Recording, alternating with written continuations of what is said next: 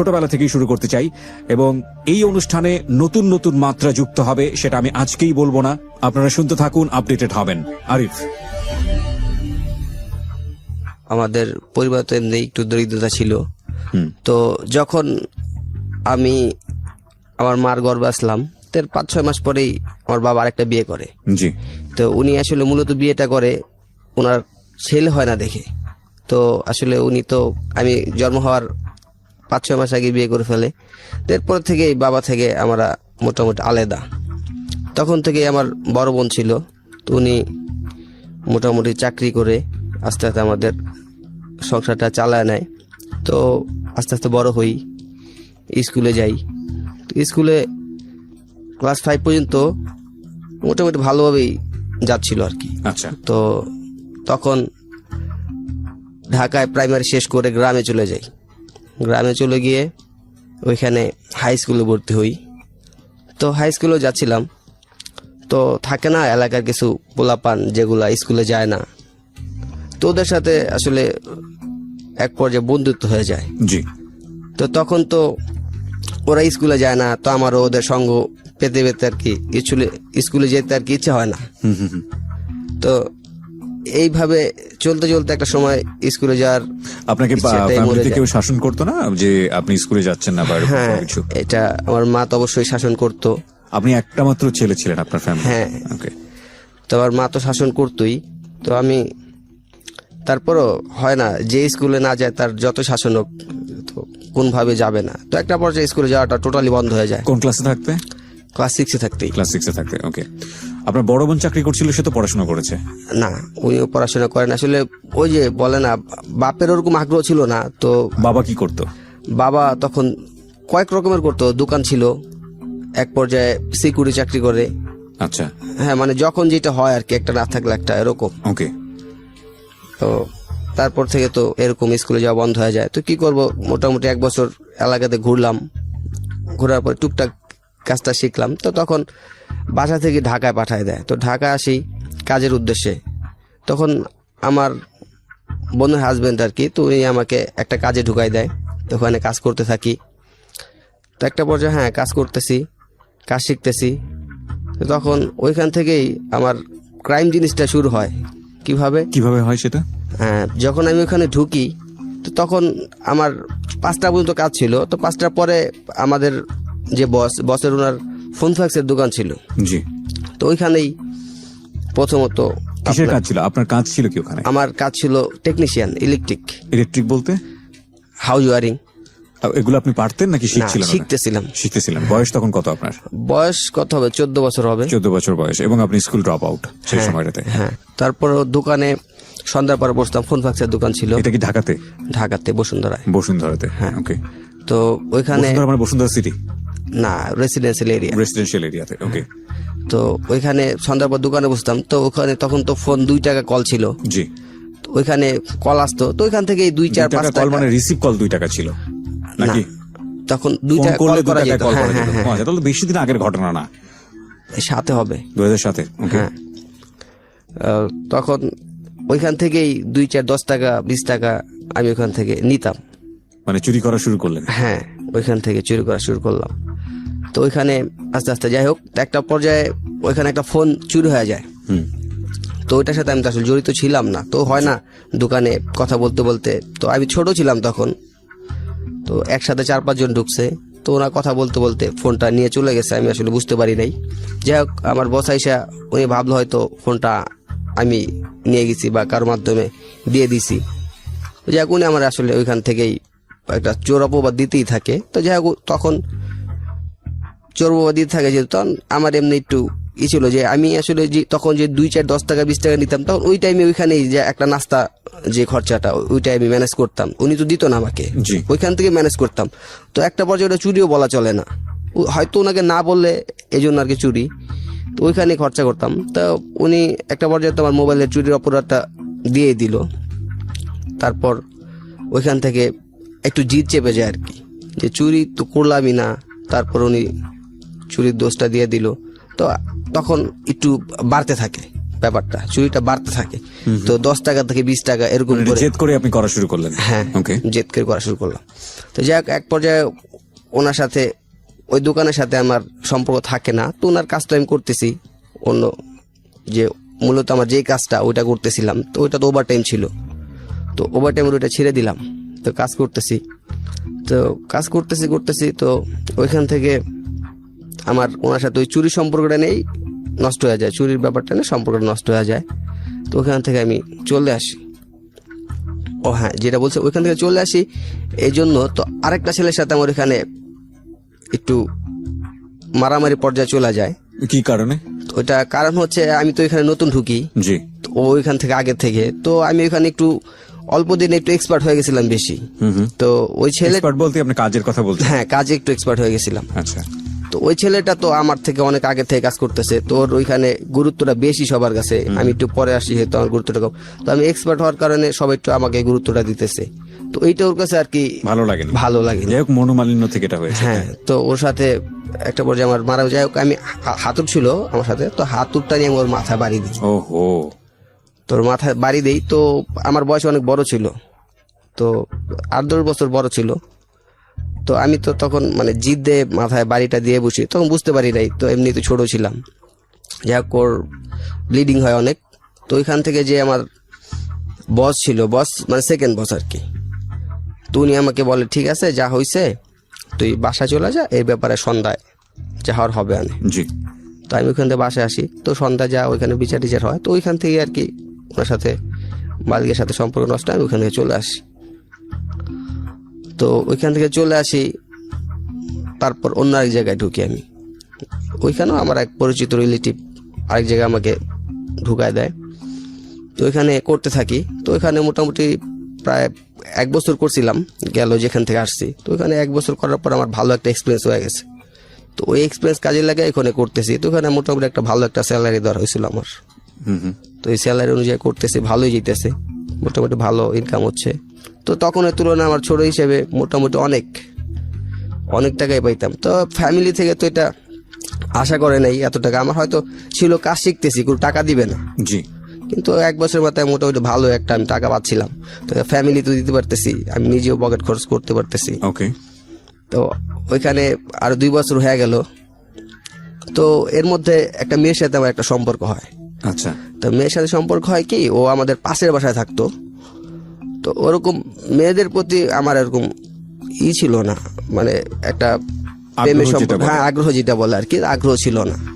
তো ওই আইসা বলতো যে আপনার কোন অ্যাক্ট্রেসটা ভালো লাগে, কোন হিরোইন আপনার ছবি ভালো লাগে, কথা বলতে চাইতো। হ্যাঁ, কথা বলতে চাইতো আর কি। তো আমি আসলে কথা বলতে চাইতাম না। তারপর একটা পর্যায়ে বাধ্য হয়ে কথা বলতাম। কথা বলতেছি, তো 1 দিন 2 দিন হইতে একটা পর্যায়ে এরকম দুর্বল হয়ে যাই, ওর প্রতি এমনি দুর্বল হয়ে যাই। তো দুর্বল হয়ে যেহেতু আমি তখন নিজেই হাইদা কথা বলি ওর সাথে। আচ্ছা। ওর আসতে হয় না। তো কথা বলতেছি একটা পর্যায়ে ওর থেকে আমি ফোন নাম্বারটা নিই। তো ওদের নতুন ফোন বাসায়, ফোন নাম্বারটা নেই। ফোন নাম্বারটা নেওয়ার পর আমি একটা ফোন দিই ওরে, তোর সাথে কথা বলি। তো ভাল লাগে, আস্তে আস্তে ব্যাপারটা আরো দুর্বল হয়ে যাইতেছি। তো ফোনে কথা বলার পর 1 দিন 2 দিন কথা বলি। তো হঠাৎ একদিন ওর বড় ভাই ফোন রিসিভ করে। তোর বাসায় যেহেতু ফোন থাকে, তোর বড় ভাই আমাকে খুব গালাগালি করে। তো আসলে এটা আমার অনেক মাইন্ডে লেগে যায়। তো এরপর আরো কয়েকবার ফোন দেই। তো আরো কয়েকবার ওর ভাই দুইরা মানে অনেক বাজে ভাষায় গালাগালি করে। তো এটা তো আরো মাইন্ডে লেগে যায়, মানে তখন আর কন্ট্রোলে ছিলাম না আমি। ওকে। তো আমি সাথে সাথে রিপিট করি গালিগুলা। তো এরপরে মানে জিদ এরকম চেপে গেছিল যে আমি ফোন দিব শুধু মেয়ের সাথে কথা বলার জন্য না, শুধু ওর ভাইকে গালি দেওয়ার জন্য। আমার উদ্দেশ্য ছিল এরকম যে ফোনটা দিবই শুধু ওর ভাইয়ের গালি দেওয়ার জন্য, ওর ফ্যামিলি গালি দেওয়ার জন্য। তো আমি তো কন্টিনিউ ফোন দিয়ে গালি করতাম, কেউ রিসিভ করে থুয়ে দিলেও আমি গালি দিতাম। মানে আমার ইচ্ছাই ছিল যে সারাদিন ওদের গালি দিব। মানে আমার মনে হলো যে আমার সারাদিন কোনো কাজ নাই, ওদের ফোন দিব আর গালি দিব। তো চলতে থাকে। তো আমিও তখন কাজ করতেছি। তো এক পর্যায়ে ওই মেয়ের ভাই তো বুঝতে পারে না যে আমাদের তো পাশের বাসায়, তো বুঝতে পারে না কে গালি দিতেছে, ফোনে যেহেতু দিতেছি বুঝতেছে না।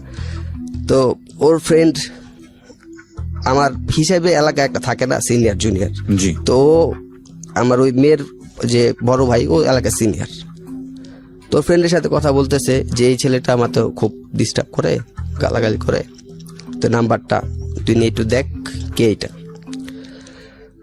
তখন আমি এমনি একটু দেখা গেছে যে এলাকার মধ্যে একটু সবার সাথে ফ্রেন্ড সার্কেল বেশি ছিল, একটা থাকে না যে লোকজন বেশি থাকলে একটু জোর থাকে, তখন আমি ওর সরাসরি বলি যে হ্যাঁ আমি ফোন দিছিলাম, কি সমস্যা, আপনি গালাগালি করছেন ফার্স্টে, এই জন্য আমিও গালাগালি করছি।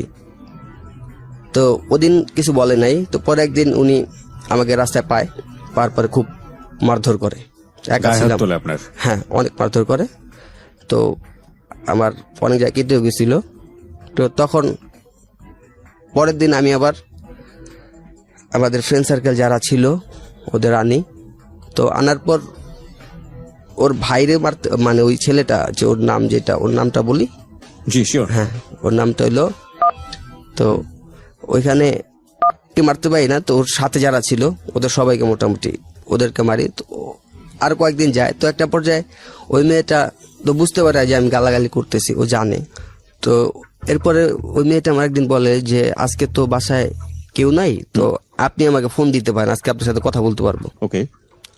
তো এর মধ্যে কিন্তু আমি মেয়ের সাথে পরিচয় হওয়ার প্রায় 1.5 বছর চলে গেছে। ওকে এমনি তো আমি পছন্দ করতাম, তো 1.5 বছর চলে গেছে, 1.5 বছর ওর সাথে তেমন একটা কথা হয় নাই, বা ওরে যে আমি পছন্দ করি ও জানতো, কিন্তু ও যে পছন্দ করতো এটা আমি বুঝতাম, কিন্তু বলা হয় নাই, আমিও বলি নাই, ও আমাকে বলে নাই। আচ্ছা। তো চলতেছে, তো ও যে বললো যে বাসায় আজকে কেউ নেই, আপনি আমাকে ফোন দিয়েন, আজকে কথা বলতে পারবো। তো ওই দিন আর ফোন দিলাম, ফোন দেওয়ার পরে ওরে বলতেছে কি ব্যাপার এতদিন পরে তুমি বললা, কইছে যে বাসায় কেউ ছিল না, তুই ফোন দিতে পারেন। তাও কথা বলি, বলার পরে ও একটা পর্যায়ে ওইখানে, আমি তো ফার্স্টে প্রপোজ করি, তো ওইটা রিটার্ন করে আর কি। তো না, সম্পর্ক তো আপনাদের 1.5 বছর ধরে চলতেছে, আবার কিসের প্রপোজ এখানে? না, সম্পর্কটা চলতেছে ওরকম না, মানে আমিও পছন্দ করি, ও দুজনকে পছন্দ করতেন কিন্তু ওইভাবে মন বলতাম খুলে না, বলা হ্যাঁ, হয়নি। বলা আচ্ছা। হয়নি, তো ওরকম। তো বলার পর ও বলছে যে ওর সাথে চলে অনেকদিন সম্পর্ক, ওইখান থেকে সম্পর্ক চলে। তো ওর একটা ব্যাপার, কেউ যখন স্কুলে পড়তো, তো আমি তো তখন জব করতাম বা কাজ করতাম, তো ওর সাথে তো এরকম মানে কথাবার্তা বলতো না, জি। যেহেতু ওই স্কুলে পড়ে, একটা শিক্ষিত মেয়ে, আমি একটা অশিক্ষিত ছেলে। তারপরেও মোটামুটি যেরকম হইতো, তো ওর একটা ডিমান্ড ছিল, বেশি ডিমান্ড ছিল এরকম যে ওর সাথে যদি স্কুলে দেখা করতে যেতাম, ও যায় চকলেট, আইসক্রিম, এইটা সেটা চাইতো। তো যেহেতু ও চাইতো, তা আমার সেরকম একটা তখন সামর্থ্য ছিল না, মানে ও যেটা চাইতো ওই অনুযায়ী এত টাকা তো ছিল না। তো তখন এমনিতে আমার বয়স কম ছিল, তো 16 বছর হবে, তখন সম্ভব ছিল না। ও কোন ক্লাসে পড়তো? তখন 8 পড়তো। 8 পড়তো, ওকে। তো সম্ভব ছিল না তখন। যাক, ওর বার্থডেতে তেমন, যাক একটা বার্থডে আসে, তো বার্থডেতে এরকম একটা গিফট করতে পারি না আমি, তো নর্মালি যেগুলো গিফট করা যায় ওরকম, তো সামথিং ফুল। কিন্তু ওর হয়তো ডিমান্ড ছিল আরো বেশি অন্য কিছু, তো ওর সাথে আস্তে আস্তে সম্পর্কটা নষ্ট হতে থাকে, ওর চাহিদা নিয়ে সম্পর্কটা নষ্ট হতে থাকে। জি। তো আমি আরো 2-1 থেকে শুনলাম যে ও আরেকটা ছেলের সাথে সম্পর্ক স্টার্ট করছে। তো সম্পর্ক স্টার্ট করছে এটা বুঝতে পারি আমি। ওর তো চাহিদা নিয়ে সম্পর্ক নষ্ট হতে থাকে, মানে হচ্ছে ও যেগুলো চাইতো সেগুলো আপনার পক্ষে মেটানো সম্ভব ছিল না, সম্ভব ছিল, বিকজ অত টাকা আপনি আর্ন করতেন না। হ্যাঁ হ্যাঁ ওইটাই। আচ্ছা। তো আরেকটা ছেলের সাথে শুনি যে, মানে অন্য মানুষের থেকে শুনি যে ওর সম্পর্ক হইতেছে বা হবে এরকম। তো পাশের বাসায় এক আন্টি ছিল, তো উনি বললো যে এরকম এরকম একটা ছেলের সাথে তোর সম্পর্ক হইতেছে, ওই ছেলের সাথে ঘুরতে গেছে আর কি। তো আমি ঘুরতে গেছে শুনে তো আবার মাথা ঠিক নাই, মাথা গরম হয়ে গেছে। তো ব্যাপারটা কি, আমার সাথে সম্পর্ক আছে, অন্য ছেলের সাথে ঘুরতে যাবে কেন? তো তখন পূজা ছিল, তো পূজায় ঘুরতে গেছে আর কি। তো আসে, আমি হ্যাঁ বুঝতে পারছি যে কে যেন বলছে যে ও বনানী গেছে পূজা মণ্ডপে। তো আমি মোটামুটি বনানীর আশেপাশে যাই, কিন্তু ওদেরকে পাই না, দেখি না। তো ফিরে আসি, ফিরে আসার পর ওকে সন্ধ্যার পরে ওর সাথে দেখা করি। তো ওকে তো এরকম একটা ভুল ছিল আমার এটাই, যে ওকে তেমন কিছু জিজ্ঞেস করি না আমি। তো জিজ্ঞেস না করে আমি 2টা থাপ্পড় দিই এই জন্য যে আরেকটা ছেলের সাথে তুমি ঘুরতে গেছো, আমি থাকা অবস্থায়। কেন? তো আমি তো আসলে জিজ্ঞেস করি না ও গেছে কিনা, এই জিজ্ঞেসটা আমার হয় নাই। তো না জিজ্ঞেস করে আমি আগে থেকে আপনি মনে করে নিয়েছেন যা আপনি জেনেছেন সেটাই সঠিক, তার আগে আপনি এই ধরনের রিয়াক্ট করেছেন। হ্যাঁ, তারপর তো ও ওইখানে কিছু বলে না, চুপচাপ মাথা নিচু করে চলে যায়। তো চলে যাওয়ার পর পরের দিন সকালে ওর ভাই আবার আমাকে গায়ে হাত তোলে। তো আমি বুঝতে পারি না, একা একা ছিলাম। তো গায়ে হাত তোলে, আরও 4-5 জন ছিল ওর সাথে। তো কথাটা ছিল, তো আমার বোনের গায়ে তুই হাত দিলি কেন? ওকে, এর দোষিনে ও আমাকে হাত তোলে। তখন আমি তো অবাক, কারণ ও আমাকে পছন্দ করে বা লাভ করে যাই হোক, তো ও তো এটা বলতে পারে না ওর ভাইয়ের কাছে। রাইট, তখন আপনার খারাপ লেগেছে। হ্যাঁ, তো এক পর্যায়ে আমিও ওইখানে খুব খারাপ লাগে। তো এক পর্যায়ে আমি মনে মনে কেঁদেই দিই, যাক ও বলছে যাক ব্যাপার না। তো পরের দিন আমি আর ওদিন আর, এর আগের বার তোর ভাই মারার পরে আমিও মারছিলাম, কিন্তু ওদিন আর ওরকম ইচ্ছা ছিল না। তো যাক আমি আমার মতো, তো আমার বাসায় আবার কীভাবে জেনে ফেলছে এই ব্যাপারটা। বাসায় জেনে ফেলছে এরকম যে ওরা আমার গায়ে হাত তুলছে বা এই মেয়ের সাথে আমার সম্পর্ক চলতেছে বা চলবে। তো বাসা থেকে অনেক নান পাবেন। হ্যাঁ, তো তারপর যাই হোক আবার একা একা চলতেছি, কাজে যেতেছি আসতেছি। তো অনেকদিন পরে তো মেয়েটা আবার আমাকে বলল যে আসলে ব্যাপারটা কি, স্কুল থেকে শুনছি আমাদের টিচার বলছে যে ভালোবাসে সে হাত তুলতে পারে। তো ওকে, ও আমাকে এই কথাটা বললো। তো আমি বললাম যে আসলে ঠিক আছে, বুঝতে পারছি, এটা তোমার আগে বুঝা ছিল আর কি। হ্যাঁ, this is a very very important point, cause ওরা দুজনই কিন্তু বয়সের দিক থেকে ইম্যাচিউর, এবং যে কারণে ওদের ভেতরের এই বিষয়গুলো মারাত্মক রকম ভাবে ইম্যাচিউরিটি রয়েছে, যে আসলে লাভ করলে রিলেশনশিপটা কেমন হয় বা সেটা আদৌ ওদের জানার বয়সটা আসলে ছিল না দুজনের পক্ষ থেকে। ব্যাপারটা এরকম। বলেন তারপর। হ্যাঁ, তো আমি বললাম যে তোমার তো এটা আগে বোঝা উচিত ছিল, তোমার ভাইকে তো এটা বলা উচিত হয় নাই। তো তোমার ভাই আমার গায়ে হাত তুলছে, এটা কি তোমার কাছে ভালো লাগছে না খারাপ লাগছে সেটা বলো আগে। তো ও বলতেছে যে আমি তোমার ভাইয়ের কাছে বলি নাই। তো আমি বললাম যে কে বলছে? তো তখন ওর সাথে একটা ওর বান্ধবী বলা চলে, কিন্তু ওর সিনিয়র ছিল আর কি মেয়েটা। তো ও নাকি বলছে। তো যাই হোক, তারপরও আমার ওর প্রতি যে ভালোবাসাটা ছিল, তো ভালোবাসা এর আগে তো আস্তে আস্তে ঘৃণায় পরিণত হইতেছিল। তো এর মাঝখানে ও তো কথা যেহেতু বইলা গেল, আস্তে আস্তে আমিও আবার আগের মতো একটু বইলা গেলাম। তো তারপরে ওর সাথে যেহেতু একটা হয় না, একটা মেয়ে যদি কারো সামনে এসে হাইতে কিছু বলে, তো ছেলের একটা ডিমান্ড তো বেড়ে যায়, সবার ক্ষেত্রে এরকম হয়। তো আমার তখন একটু ডিমান্ড ছিল এরকম। ও তো নিজে হাইতেই বলছে, তো না না তোমার সাথে কথা বলা যাবে না। তো আমি তো মনে মনে আসলে পছন্দ করি, তো এটা হয়তো উপর দিয়ে ডিমান্ড দেখাইতেছিলাম। যাই হোক 2-3 দিন পরে আবার ওর সাথে সম্পর্ক হয়। তো সম্পর্ক হওয়ার পর হ্যাঁ ওর সাথে ঘুরতে যেতাম, বাইরে বের হইতাম। তো পাশের ভাষা ছিল।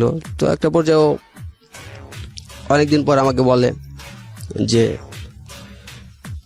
আমার সাথে একটু দেখা করবেন রাত্রেবেলা। যাই হোক আমি ওর সাথে রাত্রেবেলা, হ্যাঁ 12টার পরেও বলে। তো পাশাপাশি বাসা, তো ছাদ ছিল একটা, তো মাঝখানে আবার পার্টিশন দেওয়া ছিল, পাশাপাশি গেটও 2টা ছিল, ছাদ একটা ছিল। ছাদের সাথে দেখা করি। তো দেখা করার পর হ্যাঁ ও আমাকে অনেক কিছু বলে যে আসলে আমি তোমাকে রিয়েল লাভ করি। তো আমি বললাম যে হ্যাঁ ঠিক আছে, রিয়েল লাভ করো, আমি বুঝতে পারি, আমিও তো তোমাকে রিয়েল লাভই করি। তো যে এক পর্যায়ে ওর সাথে অনৈতিক হইতে পারে, তো যাই হোক ওইখান থেকে চলে আসি। তো ওই যে একটা বললাম যে একটা ছেলের সাথে ঘুরতে গেছিল তখন, তো ও তো ঘুরতে যায় নাই, হ্যাঁ ঘুরতে গেছিল কিন্তু ওর ভাইয়ার সাথে ছিল। জি, ওর ভাইয়া ও আর ওই ছেলেটা, তো ওই ছেলেটা ওকে পছন্দ করতো। তো ওই ছেলেটা, আমি যে পছন্দ করি ছেলেটা জানে। তো ছেলেটা ওর সাথে সম্পর্ক তখন আমার রানিং, মানে খুব রোমান্টিক ছিল আর কি সম্পর্কটা। তো ছেলেটা যাই হোক আমি যাইতেছি, তো আমি আমার এক ফ্রেন্ড 2জন যাচ্ছিলাম। তো ছেলেটা আমাকে অ্যাটাক করে। তো ওর আরও অনেক বন্ধু বান্ধব ছিল, যাই হোক অনেক মারধর করে। তো স্টেম, ওর ক্রিকেট খেলতেছিল, তো স্টেম ছিল, ব্যাট ছিল, মানে যে যেরকম পারছে আর কি, খুব মারধর করে। তো যাই হোক আমি ওইখান থেকে বাসায় চলে আসি।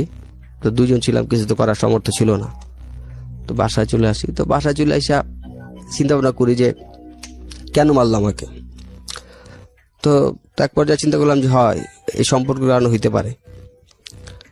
তো আমিও রাত্রেবেলা ফ্রেন্ড সার্কেল যারা আছে সবাই ফোন দিলাম, তো ভাই এরকম এরকম আমার তো মারছে, তোকে কি করা যায়? ওরা বলছে মায়ের বদলে তো মারি হতে পারে, এছাড়া আর কি। তখন আমরা সকালবেলা উঠি, ঘুমের থেকে সবাই একসাথে উঠি, ওর বাসায় যাই। তো এর আগে আমরা আবার আপনার ধারালো অস্ত্র নিয়ে যাই আর কি। ওকে, হ্যাঁ, ছুরি যেটা থাকে এগুলো আপনারা নিয়ে যান? হ্যাঁ, তো 5 জন যাই। কি নেন? এই ছুরি, শুধু ছুরি। একটাই নাকি আরো? না, 4টা নিয়ে গেছিলাম। 4টা ছুরি নিয়ে? ওকে। হ্যাঁ, তো সকালবেলা যাই, ওর বাসা থেকে ওর উঠায় নিয়ে আসি। তো আমি মাথায় তো আমার এমনি আসলে খুন চেপে রয়েছে, তো আমি ওকে মারধর করি অনেক। তো আবার ছুরি দিয়ে যাই, তো ছুরি ধরে 2-3টা পোঁচো দেই, ও হো, পিঠের মধ্যে দিই। তো আবার ফ্রেন্ড যারা ছিল ওরা অনেক আটকাইছে আমাকে, তো তাও পারে নাই। তো আসলে ওরা যদি না আটকাইতে হয়তো ওইখানে খুন হয়ে যেতে পারতো। তো মাথাটা এরকম গরম ছিল। যাই হোক, ওইখান থেকে আসি। এই স্বভাবটা কি আপনার ছোটবেলা থেকেই ছিল? মানে আমি যেটা বুঝতে পারছি যে ছোটবেলা থেকে এক ধরনের এগ্রেসিভ ব্যাপার আপনার মধ্যে ছিল। হ্যাঁ, এটা হয়তো কি ব্যাপারটা, আমি মানে মাথা যতক্ষণ গরম থাকে তখন কি করতেছি এটা আসলে আমার শরীর থেকে, মানে কি করতেছি ওটা মাথা থাকে না, কিন্তু মাথা যতক্ষণ গরম থাকে আর কি, ওই সময়টা কোনো হুঁশ থাকে না। হ্যাঁ, হুঁশ থাকে না, যেটা আর কি। ডক্টর তাজুল ইসলাম, আপনি স্ট্যান্ড বাই আছেন, এটাকে সাইকোলজির ভাষায় কি বলে এবং এটার কোনো কিওর কি আদৌ আছে? জি, এটা অত্যন্ত গুরুত্বপূর্ণ ব্যাপার। আমি অনেক অনুষ্ঠানে বা অনেক জায়গায় বলেছি যে পরবর্তী পর্যায়ে আমাদের যারা যে সমস্ত শিশু বা কিশোররা খারাপ হতে চায়, বখাটে হয়ে যায়, অথবা মাদকাসক্তি অথবা অপরাধে জড়িয়ে পড়ে, অথবা আমরা যাদেরকে খারাপ ছেলে বলি, ছেলে মেয়ে বলি, তাদের প্রধান বৈশিষ্ট্য থাকে যে তাদের কন্ডাক্ট ডিসঅর্ডার হয়, আচরণগত সমস্যা হয়। তার আবার সবচেয়ে ছোট কাল থেকে যে লক্ষণটা থাকে সেটাকে আমরা বলি টেম্পার ট্যান্ট্রাম। টেম্পার মানে মেজাজের যে ট্যান্ট্রাম, এটা কিন্তু এক এক বাচ্চার এক এক রকম। 2 ধরনের বাচ্চা আছে, একটা হচ্ছে ডিফিকাল্ট চাইল্ড, মানে আরেকটা হচ্ছে ইজি চাইল্ড। ডিফিকাল্ট চাইল্ড ছেলেদের, বাচ্চাদেরকে এই টেম্পার ট্যান্ট্রামটা, অর্থাৎ মেজাজ যেটা চড়া মেজাজের ইয়া থাকে, তারা যে কোনো জিনিস চাইলে যদি না পায় তখনই তাৎক্ষণিক ভাবে চিৎকার করে লুটিয়ে পড়ে, তারপরে মানে চিৎকার করতে থাকে, কিছু ভাঙচুর করতে থাকে। মানে তারা ছোটকাল থেকে মেজাজ, চড়া মেজাজের একটা লক্ষণ দেখায়, যেটা আপনি বলতে চাচ্ছিলেন যে ছোটকালের আগে ছিল। তো এটা কি এটা ভালো করার কি কোনো রাস্তা আছে, ডাক্তারি ট্রিটমেন্ট বা কোনো কাউন্সেলিং? জি জি জি, অবশ্যই করতে হবে, এবং এটা খুবই important. Tajul Islam stand by থাকেন, প্রয়োজন আপনার সঙ্গে আবার যোগাযোগ করবো। ওকে, হ্যাঁ বলেন। হ্যাঁ, তো ওইখানে যাই হোক, মাথা পোজ দিলেন আপনি, পোজ দেওয়ার পরে ওইখান থেকে চলে আসি। তো সবাই ওইখানে আসলে মানুষজন অনেক জড়ো হয়ে গেছিল সকালবেলা, তো যারা গার্মেন্টসে যাচ্ছিল অনেক মানুষজন জড়ো হয়ে গেছিল। তো ওখানে ওকে মেরে, ওখানে ও তো ছিল ওইখানেই, তো ওইখান থেকে চলে আসি। তো হাতে ছুরিটা ছিল ওপেনই, সবার সামনে নিয়ে আসতেছিলাম। তো ওরকম ভয়টা আসলে তখন কাজ করতেছেন যে 4-5 জন লোক 4টা ছুরি নিয়ে আসতেছি, এত লোকজন, তা ছুরির মধ্যে ব্লাড লাগানো, তো ওরকম একটা যে ভয় কাজ করে, ওই ভয়টা ছিল না তখন। তো চলে আসলাম, আসার পরে আপনার অস্ত্রগুলা জায়গার মতো রেখে, তো যে যার মতো চলে গেলাম। তো তখন চলে যাওয়ার পর আমি বাসায় বইলা দিই ঘটনাটা, এই কাজ করছি। আপনার নিজের বাসায়? হ্যাঁ। ওকে। তো আমি বললাম যে এরকম এরকম আমার তো গতকালকে এরকম মারছে, তো আমি মাথা ঠিক থাকে নাই, বুঝতে পারি না, আমি তো এই কাজ করে ফেলছি। পরে কোথাছে, ঠিক আছে তুই এখন বাসাতে চলে যা, দেখি কি হয়েছে, বাসাতে যা। তো যাওয়ার আমার বোনের হাজবেন্ড ছিল, তো ওনাকে ব্যাপারটা ভালো হয়েছে, তো উনি আবার এলাকায় মোটামুটি পরিচিত ছিল আর কি। জি। তো ওনাকে বলা হয়েছে, উনি আমার বললো যে ঠিক আছে তুমি আসো, ব্যাপারটা আমি দেখতেছি। তো আমি আসলাম। তো আসার পরে একটা সন্ধ্যা একটা বিচারের সবাইকে ডাকা হইলো। তো এখানে গেলাম। তো আমি যা আমার বলার ছিল, ও আগে ফার্স্ট আমাকে মারছে, কেন মারছে এটা আমি জানতে চাইছি। তো কজ দেখাইছে অন্যরকম, যে আমি ওখানে গালি দিছি। তো ওর সাথে ওরকম সম্পর্ক ছিলই না আমার। ও কজ দেখাইছে এরকম, আমি নাকি ওকে গালি দিছি, এই কারণে ওকে মারছে। তো যাই হোক, আমার বোনের হাজব্যান্ড উনি একটা মীমাংসা করে দেয়। তো ট্রিটমেন্টের টাকা কিছু দিয়ে আমরা মীমাংসা করে দেয়, যাক ওইখান থেকে চলে আসি। তো চলে আসার পরে ওই মেয়েটার সাথে সম্পর্ক তখন ছিলই, তো ওইখানে সম্পর্ক চলতেছে। তো ওইখানে ওর ভাই, ও মারামারির ব্যাপারটা হয়েছে কি, ওর ভাই ব্যাপারটা তখন এরকম ফুললি জানে যে ওর সাথে আমার একটা সম্পর্ক ঘনিষ্ঠ হয়ে গেছে। জি। তো ওর ভাই আবার আমাকে আবার মারে আর কি। তো ওর ভাই আবার ওই যে ছেলেটা ছিল বাবু, ওর সাথে হাত মিলিয়ে। হাত মিলে আমাকে আবার হাত মারধর করে। এটা কি মানে ও সুস্থ হওয়ার পরে? হ্যাঁ, সুস্থ হওয়ার পরে। আপনি যে স্ট্রাইপগুলো করলেন মানে পিঠে, হ্যাঁ, এর 6-7 মাস পরে। তারপরেও ওরা এই লাইন ছাড়েনি? না, এর 6-7 মাস পরে আমাকে ওকে, আবার মারে। যাই হোক, তো আমার প্রত্যেকটা মারে ওদের ছিল ওরকম ভাবে মারতে পারেন নাই। তো যাই হোক, আমি যে কোন ভাবে পাশ করে আইসা পড়ি। তো এরপরে মারধর করার পর আমি আমার ফ্যামিলিরে জানাই ব্যাপারটা, এরকম এরকম মারছে। এখন তোমরা কি বলো, আমি কি আবার এই কাজটা কি করব না করব না? তো ফ্যামিলি বলছে যে ঠিক আছে, যাক, কিছু করার দরকার নাই, মারছে। তো আমার ওই বোনের হাজবেন্ড যে মীমাংসা করে দিয়েছিল, তো ওনাকে বললাম, তুমি বললে যে তোমার কিছু করার দরকার নাই, আমি দেখতেছি ব্যাপারটা। তো যাক, ওইখানে আরেকটা বিচার হইলো। তো বিচারে দেখা গেছে ওনার মীমাংসা করে দিছে। তো ওইখানে মেয়ের সম্পর্কটা প্রকাশ হয়েছে আর কি। তো বিচারের মধ্যে যে ওর সাথে আমার একটা সম্পর্ক ছিল, এই কারণে ওরা আমাকে গায়ে হাত তুলছে। সবাই জানাজানি হয়ে গেছে। তো এক পর্যায়ে ওর সাথে আমার ওইখানে ব্রেকআপ হয়ে যায়, মেয়েটার সঙ্গে। হ্যাঁ, ওইখানে ব্রেক হয়ে যায়। তো ব্রেকআপ হয়ে যায় এরকম। তো ওনারা ব্রেকআপ করে, যেখানে ওনারা যারা বিচার করছে আর কি, তো ওনারা ব্রেক করে দেয় ব্যাপারটা। তারপর কন্টিনিউ আস্তে আস্তে চলতে থাকে, ওরকম না। তো এক পর্যায়ে ও আর আমার সাথে কথা বলে না। হঠাৎ আমি জানি না যে কি জন্য কথা বলে না। ও রাস্তা দেখলে পাশ কেটে চলে যায়, কথা বলতে চাইলেও বলে না, এরকম চলতে থাকে। তো এখানে খারাপ লাগে। তো যাই হোক, ওই এর আগে যে একটা আন্টি বলছিল যে ওর সাথে ঘুরতে গেছিল, তো ও আন্টি তো আমার সাথে মোটামুটি ফ্রি হয়ে গেছিল। তো উনি বলতেছে যে এরকম এরকম, দেখো, একটা মেয়ে আসলে কি চায় এটা তো বুঝতে হবে। একটা মেয়ে তোমার সাথে ঘুরতে যাবে, ঠিক আছে, মেয়েদের তো ডিমান্ড থাকে, তুমি ওরকম টাকা খরচা করো না, ঘুরতে নিতে পারো না, এরকম না করলে তো একটা মেয়ে থাকে না সবসময়। তো বুঝতে হবে, তুমি পছন্দ করো, ঠিক আছে, তো না ঘুরতে যাবা, রিক্সা ঘুরবা, বাইরে ঘুরতে যাবা, রেস্টুরেন্টে যাবা, তো এরকম না করলে একটা মেয়ে থাকে না। ব্যাপারটা হচ্ছে এরকম। তো খালি মুখের ভালোবাসা থাকলেই তো হয় না। তো আমি বুঝলাম, আচ্ছা ঠিক আছে, যাই হোক, বুঝতে পারছি ব্যাপারটা, ও হয়তো এই কারণে চলে গেছে। তো তখন আবার আমি তো আর পছন্দ করতাম, তো আমি অনেক দিন 8-10 দিন অনেক কান্নাকাটি করছি। তো বাসায় কান্নাকাটি করছি। তখন 8-10 দিন তো আমি করে কাজ করি নাই, কাজে যাই নাই। তারপর থেকে কাজে যাওয়া শুরু করি। তখন মাথায় এরকম একটা চিন্তা থাকে যে আসলে এই টাকার জন্য কিন্তু আমি ওর পাইলাম না, বা ওর সাথে সম্পর্কটা আমার কন্টিনিউ হয় নাই। তখন একটা টাকা ইনকাম বা আর্ন করার লাগে একটা যে মন মানসিকতা অত্যন্ত বেড়ে যায় আমার। এটা বৈধ হোক অবৈধ হোক ওটা কথা ছিল না, আমার কথা হলো আবার টাকা দরকার, এরকম। তো জিদ ছিল এরকম যে টাকার জন্য হয়তো ওর সাথে রিলেশনটা কন্টিনিউ হয় নাই, ব্রেক হয়ে গেছে মাঝখানে। তো তখন আমি মাথায় আসে আপনার যেভাবেই হোক না কেন টাকা ইনকাম করতে হবে। নোট অন দ্যাট পয়েন্ট, প্রিয় শ্রোতা। যেটা বলি সবসময় যে প্রত্যেকটা গোপন সত্যের পেছনে একটা শক্তিশালী ব্যাকগ্রাউন্ড থাকে, আর সেই সত্যটাই গোপন হয় যে সত্যের সাথে ভয়াবহ রকমের অপরাধ জড়িয়ে থাকে, কিংবা যে সত্য প্রকাশ পেলে ভয়াবহ রকমের অপরাধ হবার সম্ভাবনা থাকে। আজকে যে সত্য ও এখানে প্রকাশ করছে সেটার পেছনে ভয়াবহ অপরাধ জড়িয়ে আছে, এবং সেটা প্রকাশ করলে মানুষ অপরাধ থেকে দূরে সরে আসবে। ওর ভেতরে ওর যে বয়স, সে বয়সে ও মিসগাইডেড হচ্ছে।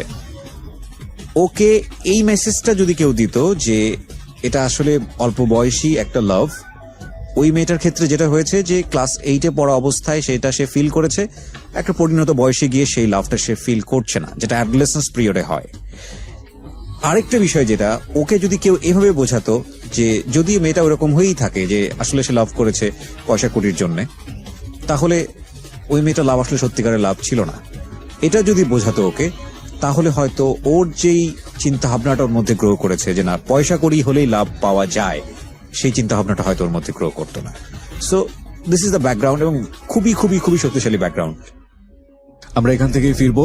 তার আগে আপনাদেরকে বলছি, এই অনুষ্ঠানে অংশগ্রহণ করতে চাইলে আপনি ফোন করবেন 09611904 এই নাম্বারে। আরো একবার বলছি 09611904904 এই নাম্বারে।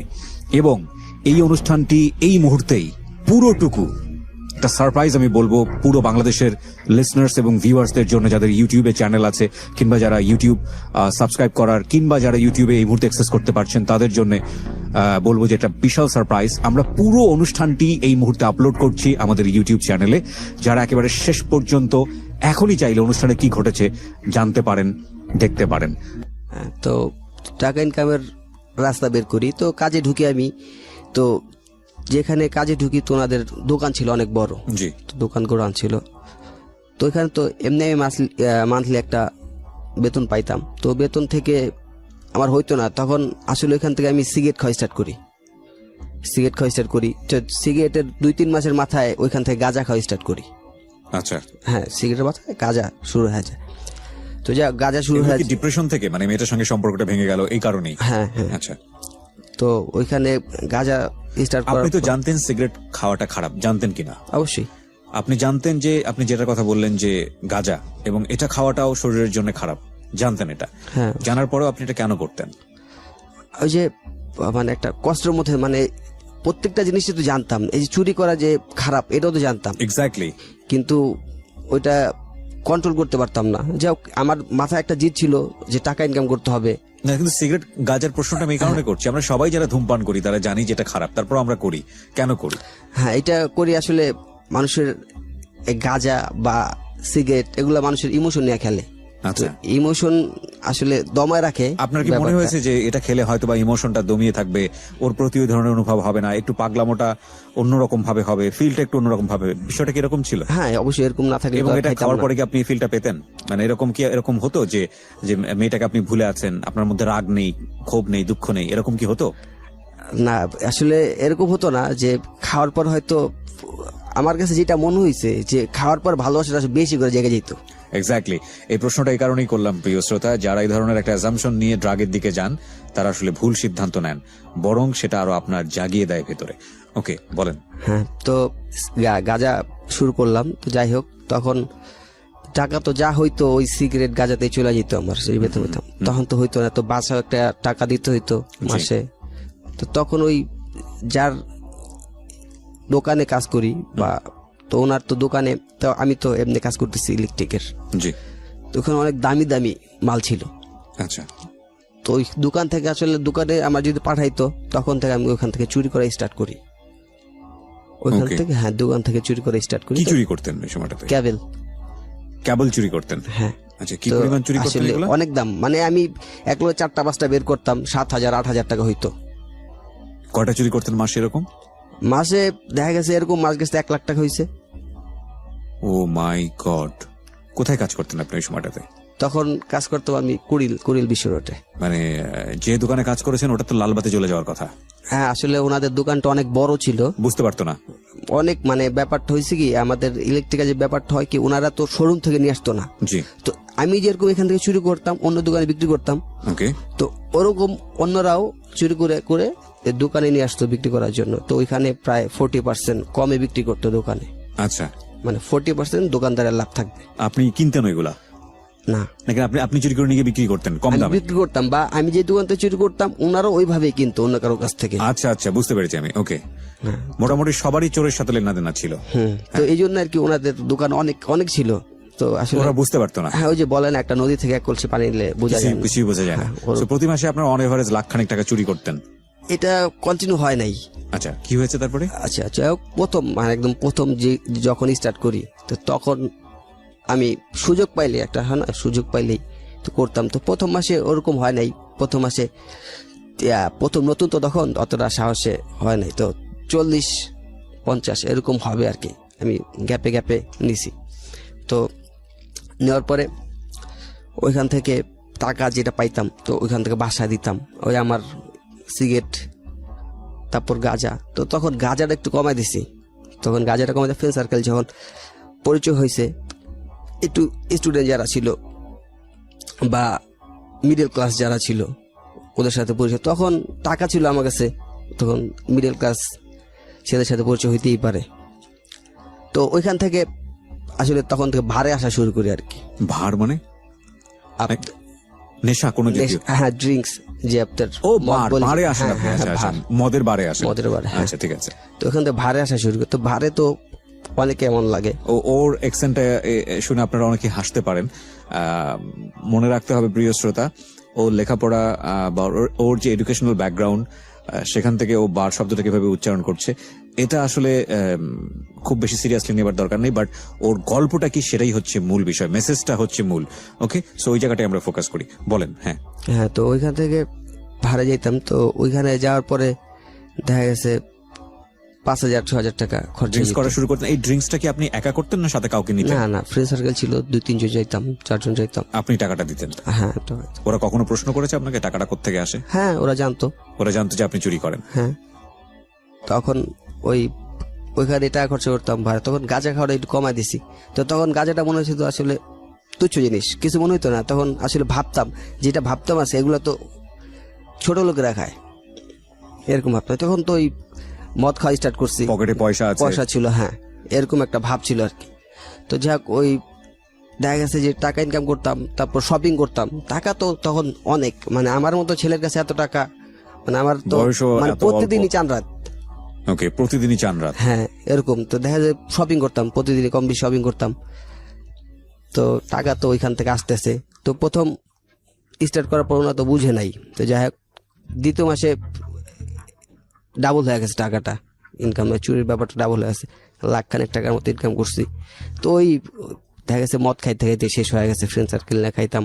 তো দেখা গেছে এরকম একটা পর্যায়ে আসছে যে ফ্রেন্ড সার্কেলটা যদি সিগারেট খাইতো আমার জন্য অপেক্ষা করতো, বা দোকানে ওরা খাইতো, আমি এসে ওদের টাকা দিয়ে দিতাম, এরকম। মানে টাকা ছিল যেহেতু চুরির টাকা, জি, ওরা বুঝতো যে চুরির টাকা যেহেতু ওর থেকেই খাই, তো এরকমই দিতাম। তো দিতেছি আস্তে আস্তে, ওইখানে বেশি দিন করতে পারি না। তো ওনাদের গোডাউনটা চেঞ্জ করে, যাই হোক ওনারাও বুঝতে পারে না, তখন গোডাউনটা চেঞ্জ করে 4-5 মাসের মতো হয় আর কি, এরকম চুরি করতে পারি। তো এরপরে কাজ করতেছি, কাজ করার পরে আরেকদিন যা খুব রিক্সে চুরি করি, তো ওনারা বুঝতে পারে, আমার ধরে। তো ধরার পরে আসলে তো মারধর তো করে না, পুলিশও দেয় না, তো আমার বের করে দেয় আর কি। এটা কয় মাস পরের ঘটনা? বছরখানেক পরে। মানে বছর খানিক ধরে আপনি রেগুলার এইভাবে চুরি করেছেন? না, 5 মাস পর্যন্ত করতে পারছি রেগুলার। আচ্ছা। এরপর গোডাউন চেঞ্জ করছে, তো ওখানে একটু সিকিউরিটি ছিল বেশি। আচ্ছা, তখন ওখানে করতে গিয়ে ধরা খেয়ে গেছেন? হ্যাঁ। আচ্ছা, তো ধরা খাওয়ার পর ওনারা বের করে দিছে আমার। তো বের করে দেওয়ার পর তখন কাজের একটা যে সন্ধান করব, বা টাকা তো দরকার, তখন তো ফ্যামিলিতে টাকা দিতেই হয় আমার। জি। আমি এতদিন দিয়ে আসছি, এখন দিতে পারবো না, কারণ কি, বা আমাদের ফ্যামিলি তো ইনকাম করার মতো ওরকম সবাই ছিল না, সবাই আপনার উপর ডিপেন্ড ছিল?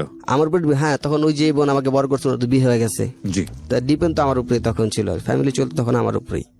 তো ফ্যামিলি বলতে গেলে আমি আর আমার মা, এছাড়া আর কেউ ছিল না। আমার ভাই তো আমি একাই ছিলাম, বোন তো সবার বিয়ে হয়ে গেছে।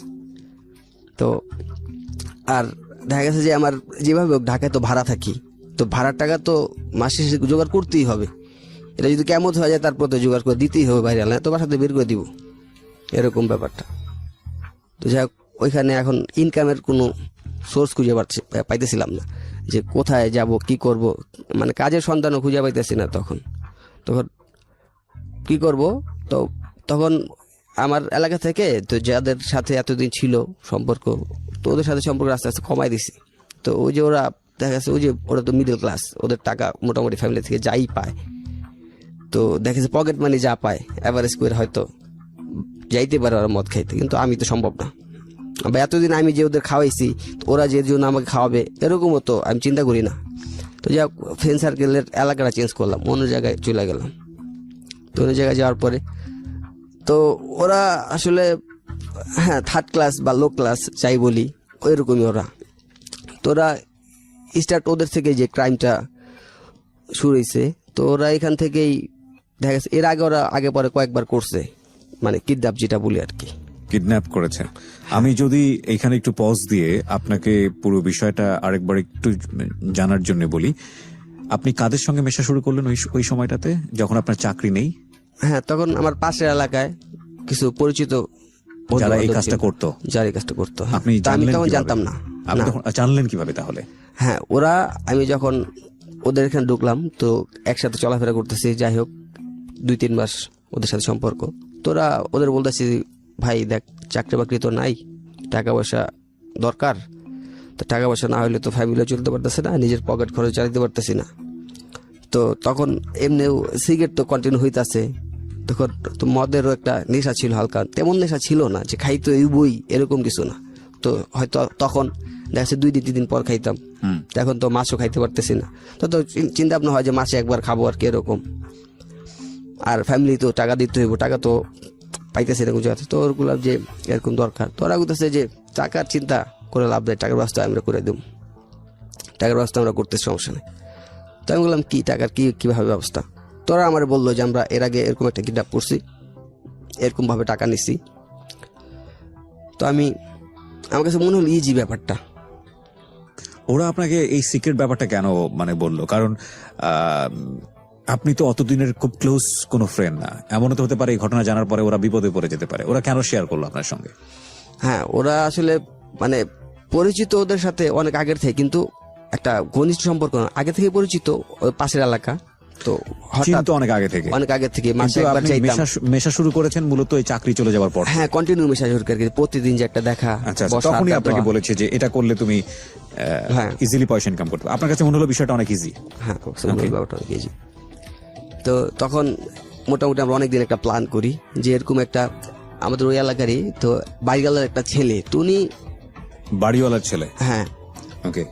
তো উনি মোটামুটি প্রতিবন্ধী বলা চলে না, একটু বোকা টাইপের আর কি ছেলেটা হ্যাঁ। বয়স কত?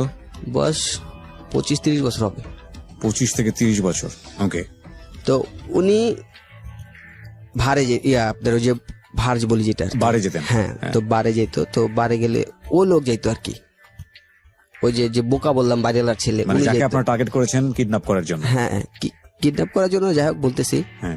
তো উনি মদ খাইতো, তো খাওয়ার পর আসতো, তো ওনার যে বাপ আর কি, তো ওনার বললাম যে আপনার ছেলে তো এই ব্যাপার এই করে, এরকম এরকম জায়গায় যায়, তো মেয়ে আছে, মেয়েদের সাথেও যায় ঘুরে ফিরে। যাই হোক, কেন বললেন এটা? এটা বলছি মানে ওনার বলবো আর কি, আপনার ছেলে তো এরকম রাস্তায় রাইখা দিব বা ফিটিং দিব, অন্য মেয়ের সাথে বিয়ে করাই দিব এরকম। ও আচ্ছা আচ্ছা, মানে একটা ভয় ঢোকানো। হ্যাঁ। ভয়টা কেন ঢোকাচ্ছেন? যে টাকা নিব ওনার থেকে। আচ্ছা আচ্ছা, মানে আপনার এটাকে বলে ধাপ্পাবাজি, সহজ হিসাব যেটা। হ্যাঁ। ওকে। হ্যাঁ। তো ওনাকে বললাম যে এরকম এরকম আপনার ছেলে তো এই কাজ করে, আপনার ছেলে তো বিপদে পড়ে যাবে আর কি, এরকম ভাবে বলতেছে, আপনার ছেলে বিপদে পড়ে যাবে, আপনার ছেলে তো লাইফটা ড্যামেজ হয়ে যাবো কিরকম বলতেছে, যে আপনার ছেলে এরকম এরকম বাদে যায়, মেয়েদের সাথে ঘোরাফেরা করে, রাস্তায় কেউ যদি ধরে বিয়ে করায় দেয় বা আটকে যদি মাইরে টেরা ফেলে, কি করবেন আপনি তখন? বলতেছে না এরকম করবো কেন, আমার ছেলে তো এরকম না, আমার ছেলে একটু বোকা টাইপের, ও তো করতেই পারে না। তাই যাই হোক, অনেকদিন চাচার ওই আঙ্কেল একটু একটু ভয় দেখাইতেছি, তো উনি আসলে আস্তে আস্তে ভয় ঢুকতেছে ওনার মধ্যে, তো ওনার ছেলে আর বের হইতে দেয় না এরকম একটা। তো যাক, ওনার ছেলে তো যায় মদ টদ খায়, বোকা হইলো মদ টদ খায়, আছে ফ্রেন্ড সার্কেল যারা আছে ওনার সাথে মদ খায়। তো নিয়ে গেছি ওরে ওইখান থেকে, মানে এর আগে যা ফাঁকি ফুকি দেয় ও বের হইছে, তোরে নিয়ে গেছি আমরা ইজিলি ভাবি যে ভাই চলেন, তো বললাম না বোকা সবসময় type-এর। ফলো করতেন ওকে? হ্যাঁ, ওকে। ভাই চলেন, মানে পরিচিতই বলতে গেলে, মানে মুখে চিনি আর কি এরকম এলাকার মধ্যে। তো একটু দূরে নিয়ে গেলাম ওরে ভাই, তো উনি তো মদ খায় আসছে, তো ভাই এই ব্যাপার কি ব্যাপার, আপনি এত এত মদ খান, আমগর তো কিছু খাওয়াইলেও পারেন। উনি আমাদের বুঝিয়ে দেখাচ্ছে কি ব্যাপার, মানে তুই তো পারি ভাই, তো করে খাওয়াম গেলে ব্যাপার কি, সমস্যা কি? তো যাক, তো ওনাদের মানে হঠাৎ হয়ে গেছে ব্যাপারটা, যে ওনারে তখন আমরা নিয়ে আটকে রাখছি, দইরা বাইন্দা থুয়া দিছি। তো মাঠ ছিল আমাদের একটা, তো এলাকা একটা মাঠ ছিল, জঙ্গল টাইপের বলতে গেলে একটা পরিত্যক্ত খালি বাড়ি যদি পড়ে থাকে ওরকম। তো ওখানে যা কোনো বাইন্দা থুয়া দিছি, তো আঙ্কেলের ফোন দিছি, এরকম আপনার ছেলের তো এরকম জায়গা পাইছি। পরিচয় দিয়েই ফোন দিছেন নাকি অপরিচিত হিসেবে ফোন দিছেন? পরিচিত হয়েই ফোন দিছি। মানে যারা, মানে আপনি যে কথা বলতেন, তো আপনি নিজের পরিচয়? হ্যাঁ, মানে এর আগে তো ওনাকে ভয় ঢুকাইতাম, এরকম আপনার ছেলের তো এরকম পাইছি, তো ওনার তো আগে থেকে বলতাম যে আপনার ছেলের পাইলে কিন্তু এরকম মানে ফিটিং দিব আর কি। কিন্তু আপনি দিবেন সেটা বলতেন না, বলতেন কেউ না কেউ দিবে, তাই তো? না, বলতেছি কেউ না কেউ দিব বলতে এরকম না, যে আমাদের যারা ফ্রেন্ড সার্কেল যারা ছিল, তো ওদের পরিচয়টা দিতাম আর কি। আচ্ছা আচ্ছা, ওকে। মানে উনিও চিনতো, ওরাই, তো ওরা তো দেয় মোটামুটি। কিন্তু ওনাকে ধরে গিয়ে যে আপনারা বেঁধে রেখেছেন, সেখানে তো আপনিও ছিলেন। হ্যাঁ, তো আপনাকে তো দেখেছে সেই ছেলেটা? হ্যাঁ দেখেছে। ওকে। ওইখানে ওনার ফোন দিছি, তো আপনার ছেলে এরকম মদ খেয়ে রাস্তায় পড়ে আছে, ধরছি, এখন আপনার ছেলের তো মনে হয় আটকে রাখবো, পোলাপান আছে। তার মানে আপনাকে বাড়িওয়ালার বা আশেপাশের লোকজন মোটামুটি সন্ত্রাসী হিসেবেই চিনতো, আমি যদি ভুল না করে থাকি। না, আমাকে না, মানে পুরো সার্কেলটাকে? হ্যাঁ, অন্য সার্কেল। আমি তো এখানে নতুন, ওই সার্কেলের নতুন। আচ্ছা। ওই সার্কেল ওরা যে দেখা গেছে যে হয় না যে রাস্তায় ছেলে মেয়ে কথা বলতেছে, আটকে ধরা ফিটিং খাওয়া, আচ্ছা। ওরকম ওরা করতো। আচ্ছা, ওই আপনি যাদের সঙ্গে মিশতেন। হ্যাঁ। বিরতি নেব এখানে আরো একবার, আমরা ছোট্ট একটা বিরতি নিচ্ছি, ঠিক রাত 12টায় ফিরে আসবো। এই ফাঁকে আপনাদের সবাইকে মনে করিয়ে দিচ্ছি একটি নাম্বার যেটি আপনারা মোবাইলে সেভ করে ফেলবেন, এবং এই নাম্বারে ফোন করে অলওয়েজ আমাকে পাবেন। পাবেন বলতে হচ্ছে আপনি যে কথাগুলো বলবেন ওখানে সেগুলো আমার কানে আসবে, সেই ফোনগুলো রেকর্ড কলগুলো আমার কানে আসবে, মানে আমাকে দেয়া হবে। সো তখন এলাকার সবাই কম বেশি এরকম ভাবেই চিনে। তো আমি বললাম যে এরকম এরকম, আর তো ধরছে আপনার ছেলের, তো এরকম আটকাইবো। এর ছাড়া কয়েকবার আপনার মেয়েটের সাথে ধরছে বা দেখছে, ওরা তো এলাকার হিসেবে আপনার ছেলের তেমন কিছু কয় নাই, কিন্তু এখন তো কিছু করবো না, আপনার ছেলের তো মনে হয় মেয়েটে দেখা বিয়ে টিয়ে পড়াই দিব। যাই হোক, এরকম বললাম যে এরকম এরকম অন্য মেয়েটে দেখে বিয়ে টিয়ে পড়াই দিব, আপনার তো এখন কিছু করা উচিত। পরে কথা হচ্ছে কিছু করা উচিত মানে আমি কি বুঝেন না, এলাকার পোলাপান ওরা তো জানেনি, কমই সবাই জানে ওরা এই কাজ করে, কিছু করা উচিত। তো যে উনি মানে ওরকম কিছু করবো না। তো উনি আসলে এলাকায় ওরকম হয় না, একটা এলাকায় স্থানীয় থাকলে অনেক পাওয়ারফুল থাকে, উনি ওরকম পাওয়ারফুল না, সহজ সরল ওই মুরব্বী লোক, টাকা পয়সা আছে, মানে কারোর সাথে ঝামেলা জড়াতে চায় না। তো উনি গ্রাম থেকে আসছে অনেক আগে, যুদ্ধের সময় সম্পত্তি কিনছে, আছে এরকম একা একা, মানে ওনার পৈতৃক সম্পত্তি এখান থেকে না। তো উনি নতুন বাড়ি করছে। তো যাক, উনি একটা পর্যায়ে ওনার সাথে ডিমান্ড করা হলো 1 লাখ টাকা, যে 1 লাখ টাকা আপনার ছেলে দেওয়া হইব, কিন্তু আপনার ছেলের কোনো সময় ডিস্টার্ব করা হইব না, আপনি যদি 1 লাখ টাকা দেন কোনো সমস্যা নেই। তো যাই হোক, কোনো একটা ভাবে কাজটা সাকসেস হয়ে গেছে। মুরব্বী আইসা আমাদের টাকা দিয়ে দিছে, ফেস টু ফেসে ওনার সাথে পরিচয়, যে আমরাই করছি ব্যাপারটা এরকম, যে এখানে লুকাচুরির কিছু নাই। তো যাক, 1 লাখ টাকা দিয়েছে। কিছু বললো না উনি? না, উনি কি বলবে, ওনার ছেলে তো এরকম এরকম, আমরা যে কোনো টাইপ, কারণ ওনার ছেলের বিয়ে করায় যদি দিয়ে দিই আমরা, এরপর তো আর কিছু করা থাকে না, পারলেই সম্ভব, আমরা ইচ্ছা করলে করতে পারি। কিন্তু উনি তো চাইলে পুলিশের হেল্প নিতে পারতেন, আশেপাশের লোকজনের হেল্প নিতে পারতেন, উনি বাড়িওয়ালা, ওখানকার স্থানীয় মানুষ। হ্যাঁ, উনি আসলে ইচ্ছা করলে পুলিশের হেল্প নিতে পারতো, কিন্তু উনি নেয় নাই। কারণ উনি চিন্তা করছে যে পুলিশের হেল্প নিয়ে ওদের কাছে দিলে ওরা তো নেক্সট টাইম আসতেও পারে, আর ওরা জানে যে এলাকার পোলাপানারা এই টাইপের। তো দেখা গেছে যে ওরা তো জামিন আসতে পারে, এখন নাহলে জেলে দিয়ে দিলাম 5-6 মাস বা 1 বছর পরও জামিন আসতে পারে, তো একটা ক্ষোভ থাকতে পারে। আপনারা কোথায় থাকতেন, আপনারা কোথায় ভাড়া থাকতেন বা ইয়ে করতেন, এটা কি বাড়িওয়ালা চিনতো না, জানতো না যে বাড়িওয়ালার সাথে আপনারা এটা না, করেছেন? ভাড়া থাকতো না, ভাড়া যে মানে কোথায় আপনারা থাকতাম থাকেন কোথায় সেটা জানতো সেটা না? জানতো, কিন্তু এলাকায় যে থাকে এটা জানতো। ওকে। হ্যাঁ। তো আপনার যাক, ওনার সাথে কোনোভাবে 1 লাখ টাকা নিয়ে নিলাম ওনার থেকে। তো কিন্তু আপনাদের ভয় করেনি যে এই যে ঘটনাটা আপনারা ঘটাচ্ছেন, এই লোকটা আপনাকে চিনে, আপনারা ফোন করে বলতেছেন আপনারা কোথায় আছেন, টাকা পয়সা কোথায় দিতে হবে, ইন দ্য মিন টাইম যদি পুলিশের সাথে করে নিয়ে আসে, আপনাদের এটা ভয় করেনি?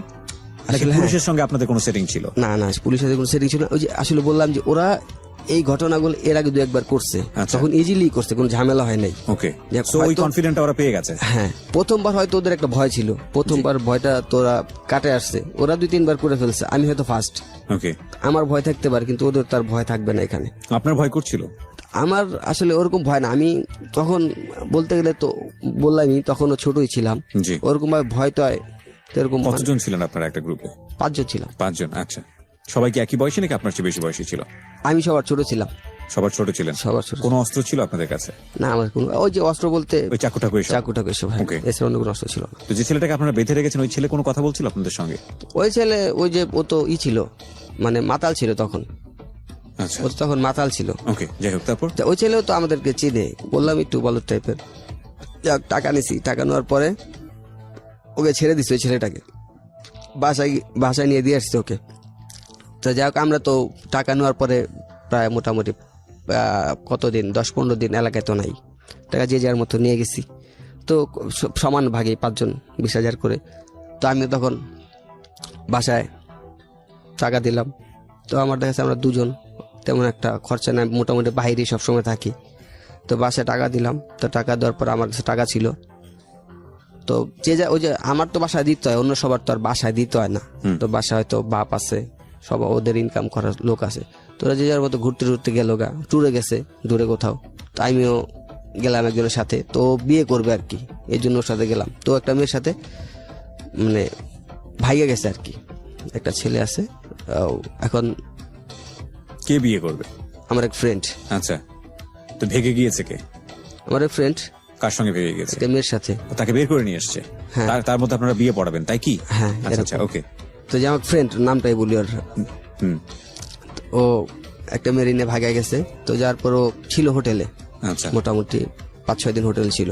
তখন ওদের বিয়ে হয় নাই, 5 দিন হয়তো হোটেল ছিল। তো ওদেরকে নিয়ে এসে আমরা আরো যারা ছিল, যে বললাম যে ওরা ট্যুরে গেছে, তোরা ট্যুরেতে ফিরে আসার পর ওদের বিয়ে দিয়ে দিলাম আমরা। তাই যা ওরা বিয়ে করছে, বিয়ে করার পরে ওই হোটেলেই ছিল ওরা, মোটামুটি 10-15 দিন হোটেলে ছিল। 10-15 দিন পর হোটেল থেকে ওদেরকে ধরে পুলিশে নিয়ে গেছে, আচ্ছা। হোটেল থেকে। তো হোটেল থেকে পুলিশে নিয়ে গেছে। তো পুলিশে নেওয়ার পরে যে কমপ্লেন করছে মেয়ের বাপ মা, ওরকম ভাবে না, হোটেল থেকে এমনি নিয়ে গেছে। তো নিয়ে যাওয়ার পর ওদের ফ্যামিলির কাছে ফোন দিয়েছে। তো ফ্যামিলি গেছে, আমরাও গেছি। তো যাই ওখান থেকে টাকা পয়সা দিয়ে ওদের ছাড়া নিয়ে আসা হয়েছে। তো সবাই জানে বিয়ে হয়ে গেছে ওদের। তো যাক, বিয়ে হয়ে গেছে, ওরা আলাদা সেটেল হয়ে গেছে। তো আমার ওই ফ্রেন্ড যে বিয়ে করছে আর কি, তোর কাছে এর আগেও কয়েকবার করছে, তোর কাছে টাকা ছিল, কইছে ভাই আমরা তো বিয়ে করে ফেলছি, এখন তো এসব সম্ভব না, আর একটা ব্যবসা করি।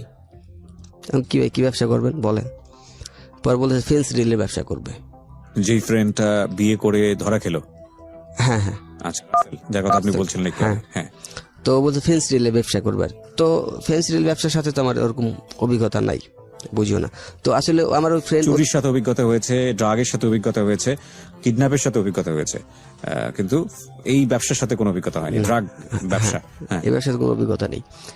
তো ওরা জানতো যে আসলে আমি মানে এলাকার মধ্যে খুব, পাশের এলাকা তো, এলাকার মধ্যে খুব পাওয়ারফুল লোক, বা এলাকায় ওর সবকিছু মোটামুটি এভারেজ ক্রাইম যেহেতু যত কিছু সবকিছু আমার জানা। ওরা মনে করতো এরকম, কিন্তু আমিও বুঝতে দিতাম না যে না, আমি এগুলা জানি না। মানে একটা ভাব নিতেন আপনি? হ্যাঁ, এরকম ভাব নিতাম। তো ওরা বুঝতো যে হ্যাঁ এরকম। তো আমি বললাম যে ঠিক আছে ভাই, আপনি যেহেতু কইছেন ব্যবসা করবেন, তাহলে এটা আমরা বেনাপোলেতে নিয়ে আসবো আর কি।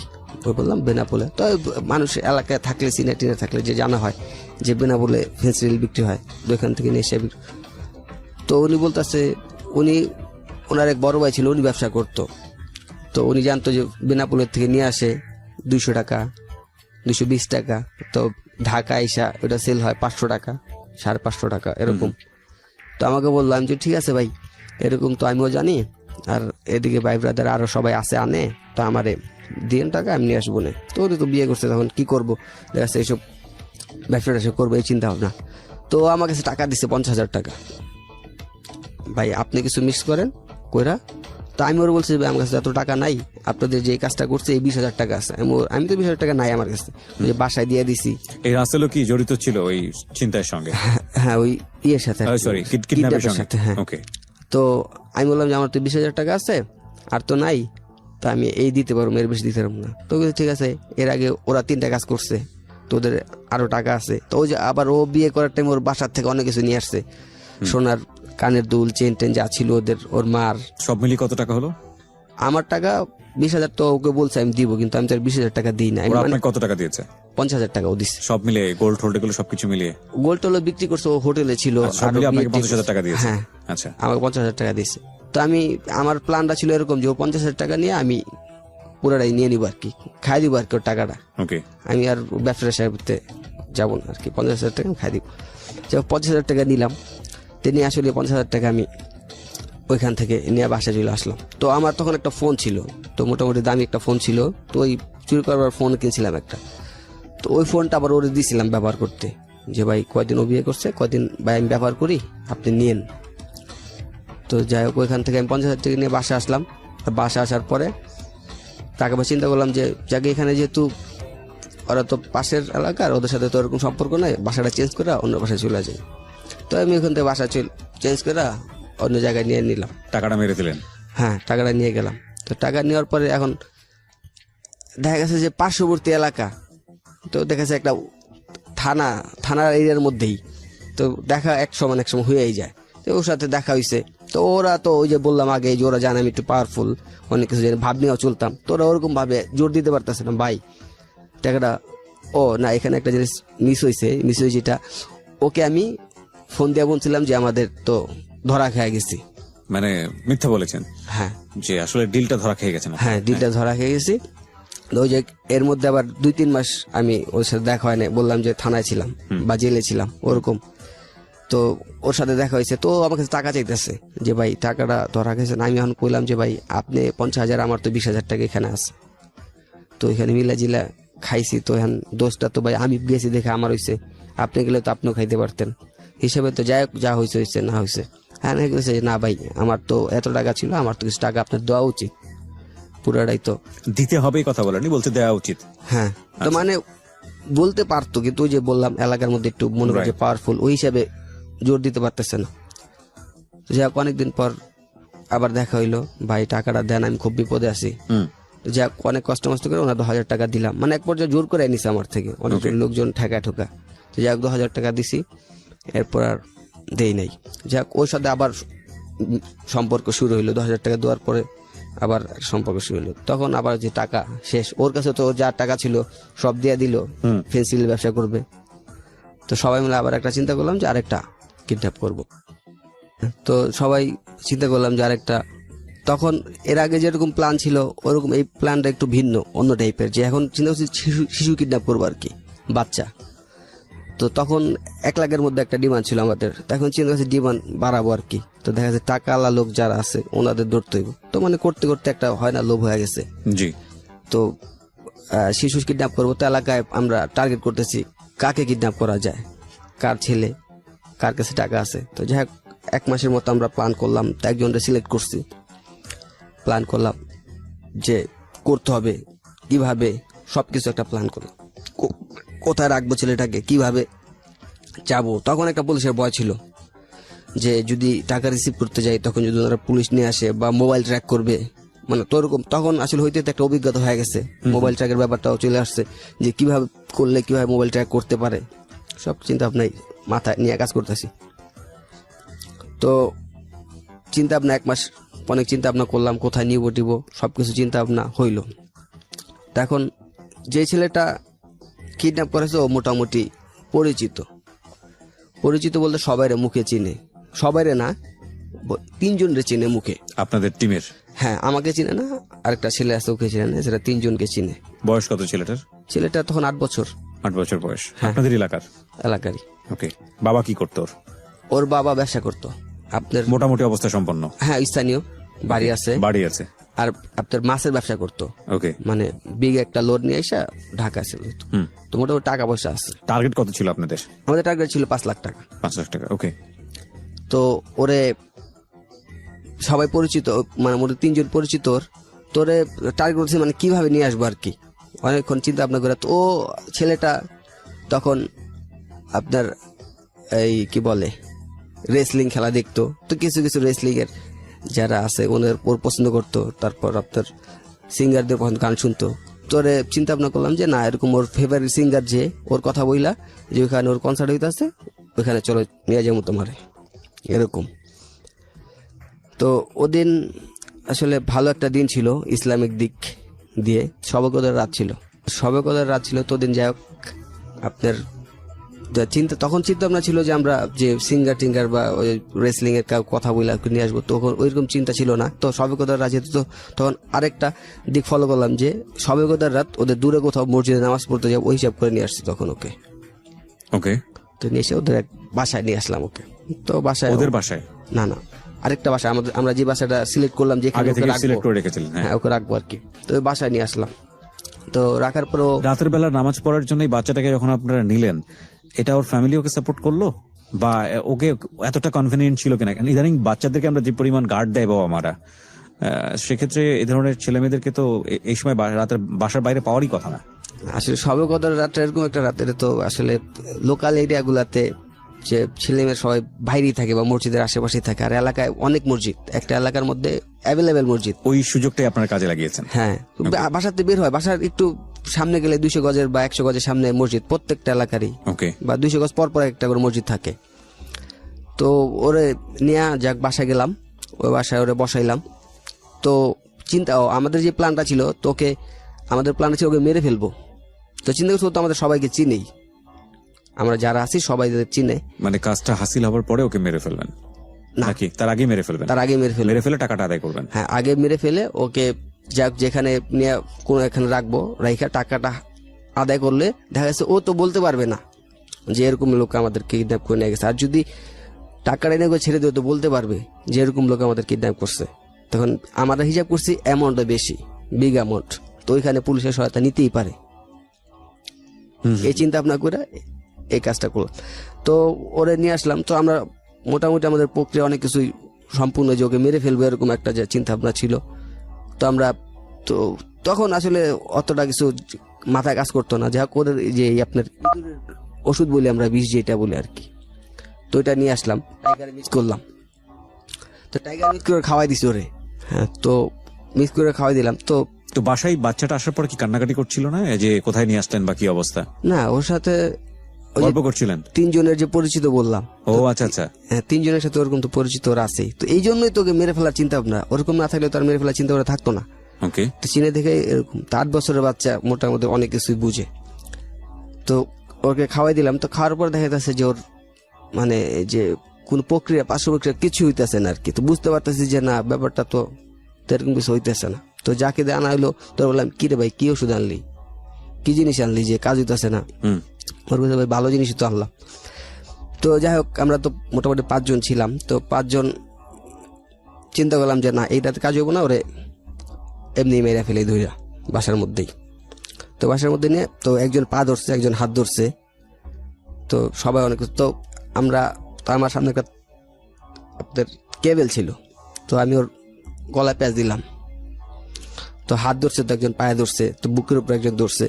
তো কেবেল দ্বারা আমি মোটামুটি টান দিলাম। তো কিন্তু টানের মাঝখানে আমি বুঝতে পারলাম না, আমার শরীর অটোমেটিক্যালি মনে হয় যে দুর্বল হয়ে গেছে। আমি কাজ করতে পারতেছি না, কাজ হইতেছে না আমার শরীরে। শরীরে একটা থাকে না শক্তি, ওরকম হইতেছে না, কাজ হইতেছে না আমার। নিশ্চয়ই ওর পেছনে ওর বাবা মায়ের দোয়া ছিল, এছাড়া কিছু বলার নাই। মানে কোনো কিছু মাথায় আসছে না, কিভাবে বললে আসলে এটা বলা হবে আমার দিক থেকে। যাই হোক, বলেন তারপর। তো যাই হোক, মোটামুটি প্রথম পর্যায়ে তো আমি যেটুকু বুঝলাম যে ওর আসলে আজরাইল হয়তো ওর কাছাকাছি চলে আসছিল, ওইখান থেকে আমি রিল্যাক্স হয়ে গেলাম। মানে আমার বললাম যে হাত কাজ করতেছে না, মানে হাতের যে একটা শক্তিটা পাইতেছি না। টানতে আমি যে কেবলটা টান দিব, তারটা টান দিব, পারতেছিলাম না। তো আরেকটা ব্যাপার, অলৌকিক ব্যাপার যেটা হলো, তারটা খুব মোটা ছিল। তো মাঝখানে তারটা ছিঁড়ে গেছে, খুব মোটা, মানে ছিঁড়া অসম্ভব, যাক ছিঁড়ে গেছে।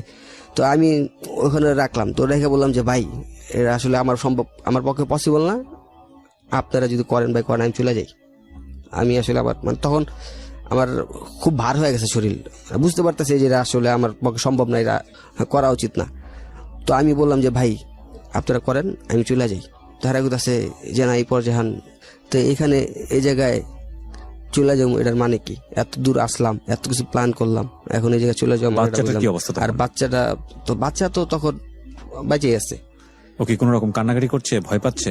মানে মুখে হাত দেওয়া ছিল, মানে ও প্রেশার দিতেছে ছুড়ার জন্য আর কি। আর ওর মুখে হাত দেওয়া আছে, তো ও যে চিলেছিল এরকম অবস্থান।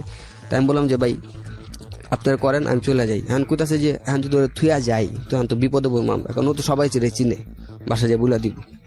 তো আমি বললাম ভাই আপনারা যা করেন, আমার পক্ষে সম্ভব না, আমি চলে যাই। তো যাই হোক, আমি দরজা খুলছি। তো দরজা খোলার পরে আমি বের হয়ে যাবো আর কি। তো এইটা আমি ওরা কি মনে করে ছেড়ে দিছে, ছেড়ে দিয়ে আমরা সবাই বের হয়ে গেছি গা, ওইখান থেকে বের হয়ে গেছি গা।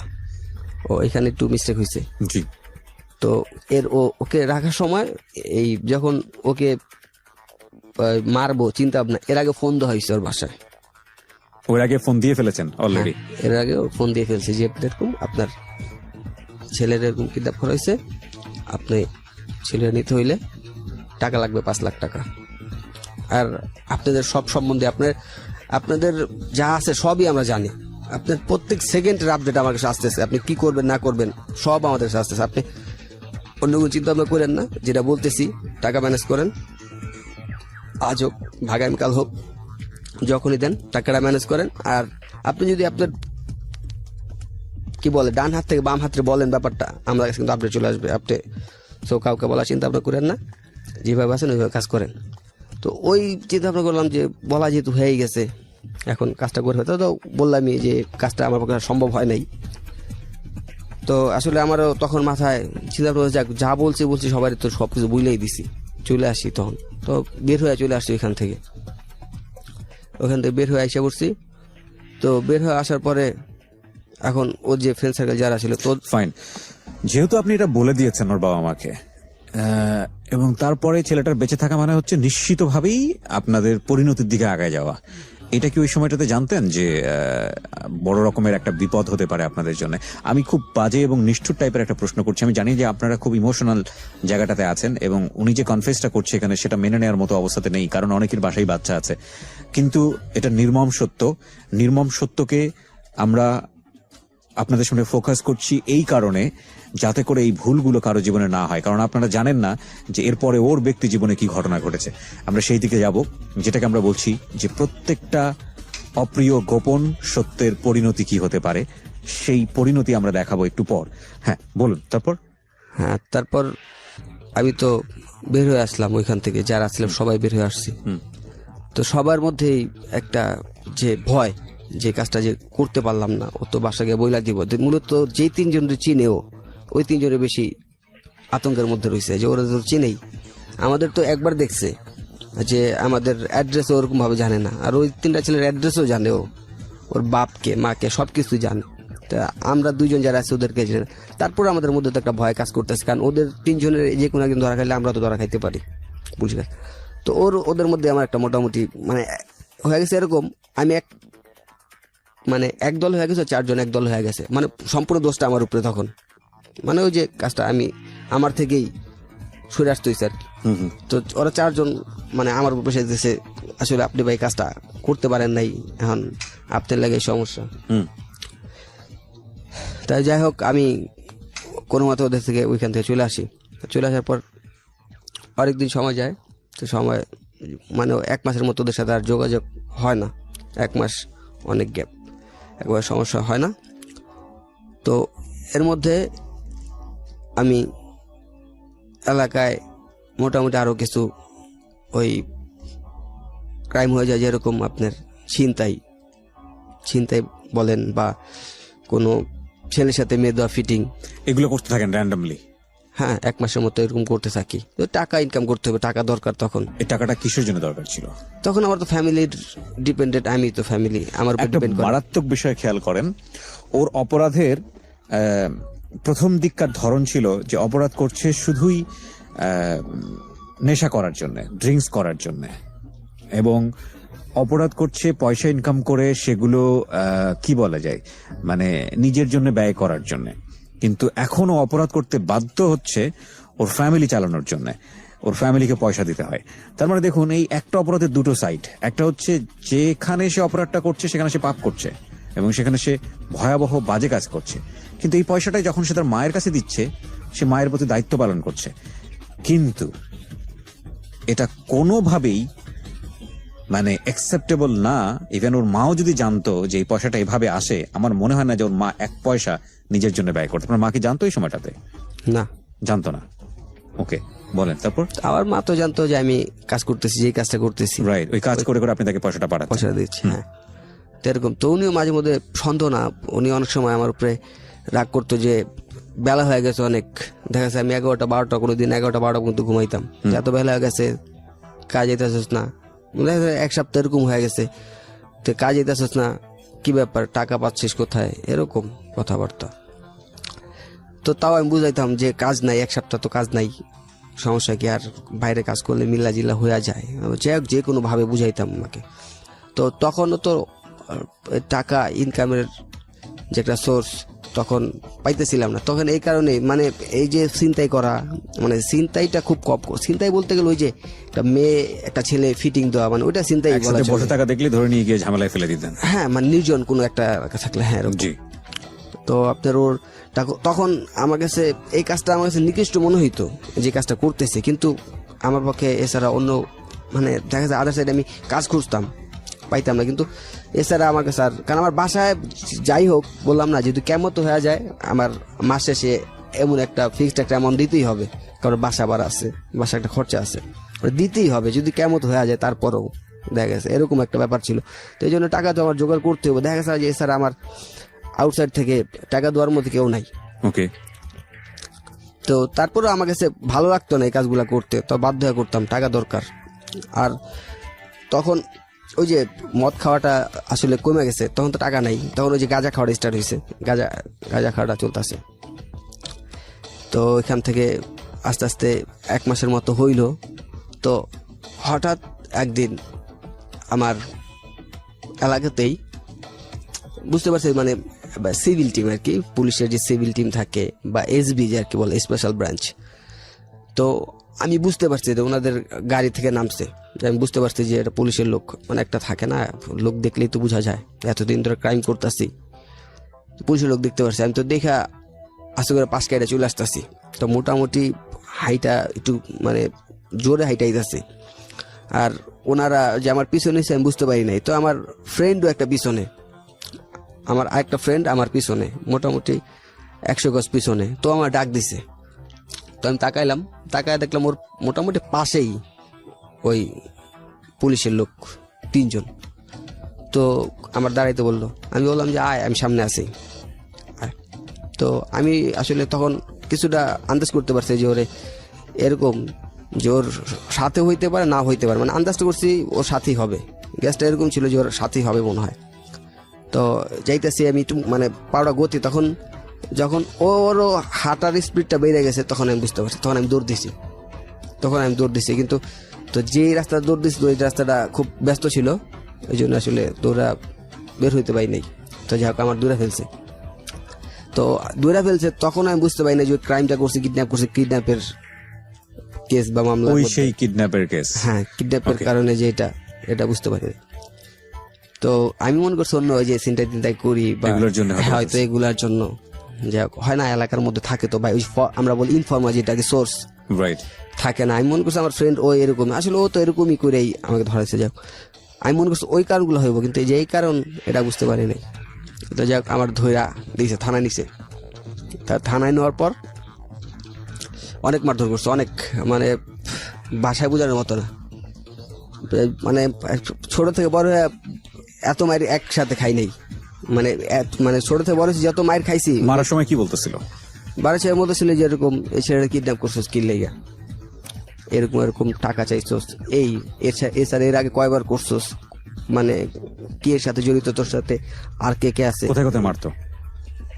এই কথাগুলো এই জন্যই বলছি যে আপনারা যারা খারাপ পথে আছেন বা অপরাধ জগতের দিকে পা বাড়াচ্ছেন, তারা একটু জেনে রাখেন যে অ্যাকশন গুলো কি হয়।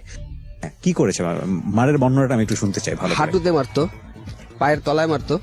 কি দিয়ে মারতো?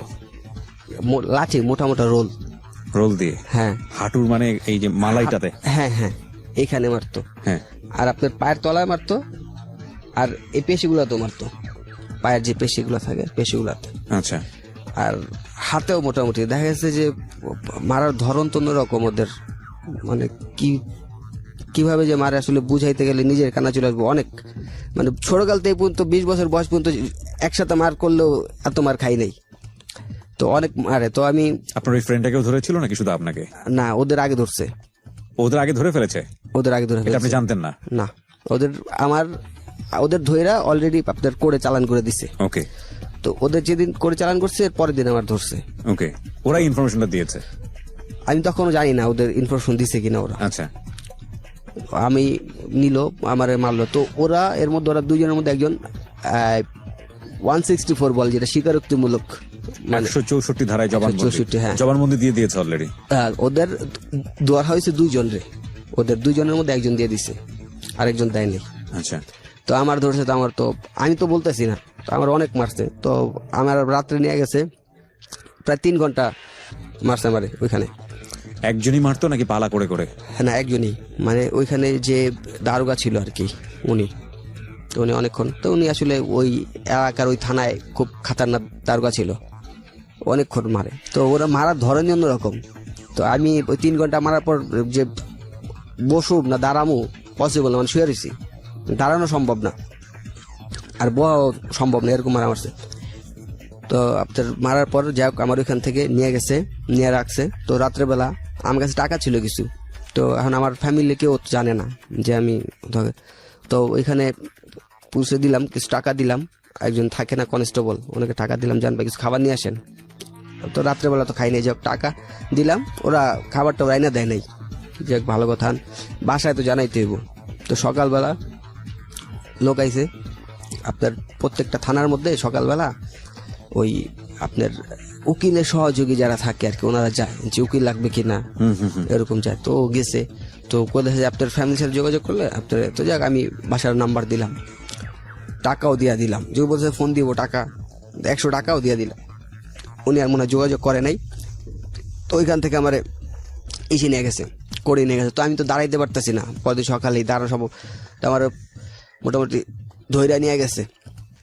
তো গাড়িতে উঠেছে, এসে গেছি ওই থানা পর্যন্ত গেছি, কোর্ট পর্যন্ত গেছি আর কি, করে গেছি। করে যাওয়ার মধ্যে আমার বাসায় ওই আমার বোনের হাজবেন্ডের বলা হয়েছে, তো বোনের হাজবেন্ডের নাম্বার দিছে আমি, ওনারা বলা হয়েছে। তো উনি আইসা পড়ছে, তো উনি আসছে, আসার পরে উকিল ধরা হয়েছে। তো এখানে আবার আমি তো ওদের একজন তো 164 যারা স্বীকারোক্তি দিছে, তো আরেকজন দেয় নাই, তো এখন আমিও তো দেই নাই। তো ওইখানে ওরা 2 নাম্বার আসামি দিছে আমাকে, এর আগে আরেকজন ছিল, ওর 1 নাম্বার, আমার 2 নাম্বার দিচ্ছে। তো 1 নাম্বারও দেয় নাই স্বীকারোক্তিমূলক, আর 3 নাম্বার যে ও দিছে। তো এখন স্বীকারোক্তি দিয়ে দিছে 3 নম্বরে, হ্যাঁ 3 নাম্বার, 1 নম্বরও দেয়নি, 2 নম্বরও দেয়নি, 2 নাম্বার হচ্ছেন আপনি। হ্যাঁ, তো ওরা রিমান্ডে নিছে, মানে রিমান্ড চাইছে আর কি, কোর্ট থেকে 5 দিনের। তো কোর্ট থেকে 5 দিনের রিমান্ড দেয় না, 2 দিনের রিমান্ড দিছে। আপনাকে 2 দিনের রিমান্ড দেওয়া হলো। 2 দিনের রিমান্ডের গল্পটা আমি শুনতে চাই, রিমান্ডে কি করে? হ্যাঁ, 2 দিনের রিমান্ড দেওয়া হয়েছে, যাক নিয়ে গেছে আবার থানা সিএনজিতে করে নিয়ে গেছে। তো নেওয়ার পর আমি তো মোটামুটি তখন এমনিতেই প্রায় শেষ, দোয়া দরুদ পড়া শুরু করেছেন। হ্যাঁ, মানে সত্য কথা যেটা আমি কি বলবো, ওনার বাপ পর্যন্ত বলছি প্রথম দিন, মানে যেদিন মারছে, হ্যাঁ রিমান্ড ছাড়াই, মানে বাপ পর্যন্ত বলছি আমি, আপনি আমার ধর্মের বাপ, আপনি ছাইড়া দেন আমাকে, আর মারেন না, আমি কিচ্ছুই করি নাই। মানে আমি বুঝতেছি না যে কওয়া উচিত না, মানে আমি চিন্তা করছি যদি কই তাহলে তো আরো মারবো, আচ্ছা, যদি বলি তাহলে তো আরো মারবো, আমি ওই চিন্তা করে। মানে স্বীকারোক্তি চাচ্ছিল আপনার কাছ থেকে, স্বীকারোক্তি হলে তো জেল হয়ে যাবে বা যেটাই। না, আমি ওরকম চিন্তা ভাবনা, আমি চিন্তা করছি যদি বলি আরো মারবে, হ্যাঁ এরকম ওইরকম চিন্তা ভাবনা আমি বলতেছি না। তো যাক রিমান্ডে নিছে, তো রিমান্ডে নেওয়ার পর প্রথম দিন, এখন ওই যে আমার বোনের হাজবেন্ড, উনি তো ওনার জানছে যে রিমান্ডে নেওয়া হয়েছে। তো আমার রিমান্ডের বিষয়টা কি থাকে, ওটা কি কোনো আলাদা জায়গাতে নেওয়া হয়? না না, থানাতেই থাকে। আচ্ছা, থানাতেই, মানে কোর্টের থেকে থানায় নিয়ে আসে। আচ্ছা, তো থানায় নেওয়ার পর ওদিন আমার কাছে তোর ভালো মতো, ঠিক আছে, ভালো মতো জিজ্ঞেস করতেছি, তুই ক যে কি করছস, কেমনি কি, এর আগে কয়টা করছস, এই আসল বিষয়। এখন আমি তো কবে, আমি তো ছিলামই না স্যার, আমি তো এর মধ্যে ছিলামই না, মানে আমি বলছি আমি ছিলামই না এর মধ্যে, আমি জানি না, আপনি হুদাই আমার দূরে লইছে, আমি এর মধ্যে কিচ্ছুই জানি না। তখন ও বলতেছে তোর মধ্যে একজন তো কইয়া দিছে তোর এই কাজ করছস, তুই কবি না। আমি কইতাছি দেখেন ওরা হয়তো আমার ফাঁসায় দিছে, আমি এ ব্যাপারে কিচ্ছু জানি না, আমি একটা ভালো বলা কাজ কাম করি, আমি জানি না। তো যাই হোক ওনারা মানবো না, তারপর মারছে, তারপর গরম পানি দিয়ে দিছে নাকে নোয়া, গরম পানি দিছে। গরম পানি কি আপনাকে কি উপর করে, মানে একদম ঝুলন্ত অবস্থায়? না, ঝুলায় না, মানে একটা টেবিল রাখা, তো টেবিলের উপরে ঘাড় এমনি দিয়া, তারপর টেবিলের উপরে ঘাস শোয়া ফেলেছে। হ্যাঁ, ঘাস শোয়া ফেলে নাক দিয়ে গরম পানি দিয়েছে। গরম পানি হাত পা কি বেঁধে ফেলেছিল? হাত পা তো সব বাঁধাই তখন, অল টাইম হাত পা বাঁধা ছিল। হাতটা কিভাবে বাঁধা ছিল? হাতটা বাঁধছে এরকম পেছন দিক দিয়ে মোড়া। হ্যাঁ, এই 2 সাইড বাঁধা, মানে এইখানে না। বুঝতে পেরেছি আমি, ও যেটা বলছে যে হাতটা পেছন মোড়া করে বাঁধা, 2টা হাত পেছন দিকে নেওয়া, হাতের দাগনা যেটাকে বলে আমরা, এটা হচ্ছে শোল্ডারের নিচেই এই 2টা জায়গা, এবং আপনার হলো এই 2টা হাত বাঁধা, আর পা বাঁধা ছিল না। ওই অবস্থায় আপনাকে মানে কি বলে চিৎ করে ফেলে, চিৎ করে ফেলে আপনাকে নাক দিয়ে গরম পানি দিয়েছে। হ্যাঁ, তারপর তো চিল্লাচিল্লি করলাম অনেকক্ষণ, তো চিল্লাচিল্লি করে তো মানে না দিছে। নাক দিয়ে গরম পানির ফিলটা অনেকেই জানা নাই, আপনি একটু বলেন। কারণ আমি এই বিষয়গুলোকে ফোকাস করছি এই কারণে যে একটা কথা আছে না, যে যিনি অপরাধ করছেন হয়তো গোপন আছে, হয়তো আজকের এই সিক্রেটস অনুষ্ঠানটা শোনার পরে অনেকেই অপরাধটা ছেড়ে দেবেন, বিকজ অফ যদি এইরকম সিচুয়েশন তাকে ফেস করতে হয়।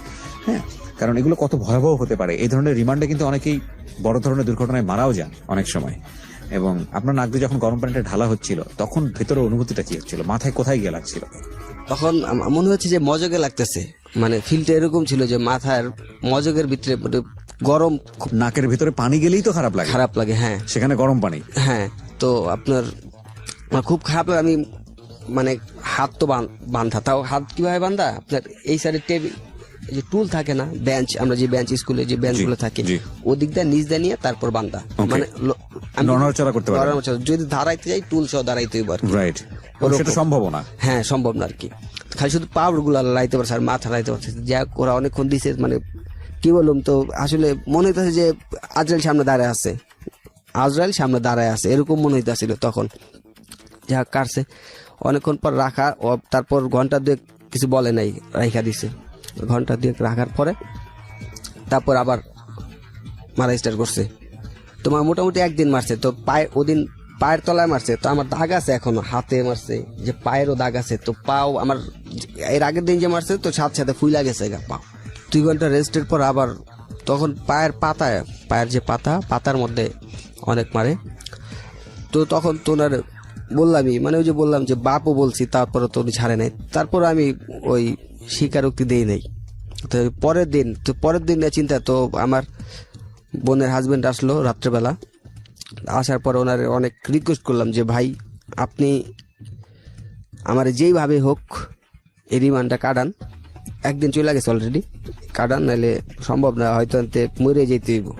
তা আমার মাও তখন আসে না, মারা নিয়ে আসে নাই, তুমি বাসায় রয়েছে, ও নিয়ে আসে নাই। তো আমি বললাম যে হয়তো কালকে না বাঁচে থাকতে পারি যদি রিমান্ড না কাটান। তো যাই উনি ম্যানেজ করে থানায় 10,000 টাকা দিচ্ছে, 10,000 টাকা দিয়ে তো রিমান্ডটা ক্যান্সেল করছে। পরের দিন, একদিন তো গেছে, 2 দিন নিছিল, হ্যাঁ, তো 2 দিন ছিল, একদিন আপনার চলে গেছে, পরের দিন 10,000 টাকা দিয়া কাটাইছে। যাক আমরা ওইখান থেকে জেলে পাঠাই দিছে। তো জেলে পাঠাই দিয়েছি, তখন তো আমি অসুস্থই, তো ওইখান থেকে হসপিটালে ছিলাম। আপনি স্বীকারোক্তি দেননি? না, ওকে। স্বীকারোক্তি ওইখান থেকে হসপিটালে নিয়ে গেল, তো হসপিটাল দিয়ে অনেকদিন 10 দিন 12 দিনের মতো ট্রিটমেন্ট হয়েছে এখানে। তো পায়েটা ট্রিটমেন্ট হয়েছে, তো হওয়ার পর ওইখানে যাওয়ার পর আগের এই যে যাদের সাথে করছিলাম কাজটা, ওদের সাথে দেখা হয়েছে ভিতরে। তো তখন আমি জানতাম না যে ওরা ধরা খাইছে। তো যাই ওদের সাথে দেখা হয়, এত আমি শকড জোড়া। তো ওরা বললাম যে ভাই তুইলে আপনারাই কাজটা করছেন, আমার ধরাই দুজন। পরে বলছে যে না, আমি কই না, ওই ওদের সাথে তো এরকম একটা আপনার ফ্রেন্ড ছিলই, আপনাদের ফ্রেন্ড তো একজন ছিলই, তো ও যদি সাথে থাকে, ও ডাক দিচ্ছে আমাকে, তো আপনারা অবশ্যই করাইছেন। তো যাই হোক ওদের সাথে ওই চিন্তা করলাম জেলে যেহেতু আসছি, একসাথে মিশাই থাকি। তো তখন ওইখানে প্রায় 14 মাসের মতো তো জেল থাকা হইলো, জামিন হয় না, অনেক কষ্ট করে।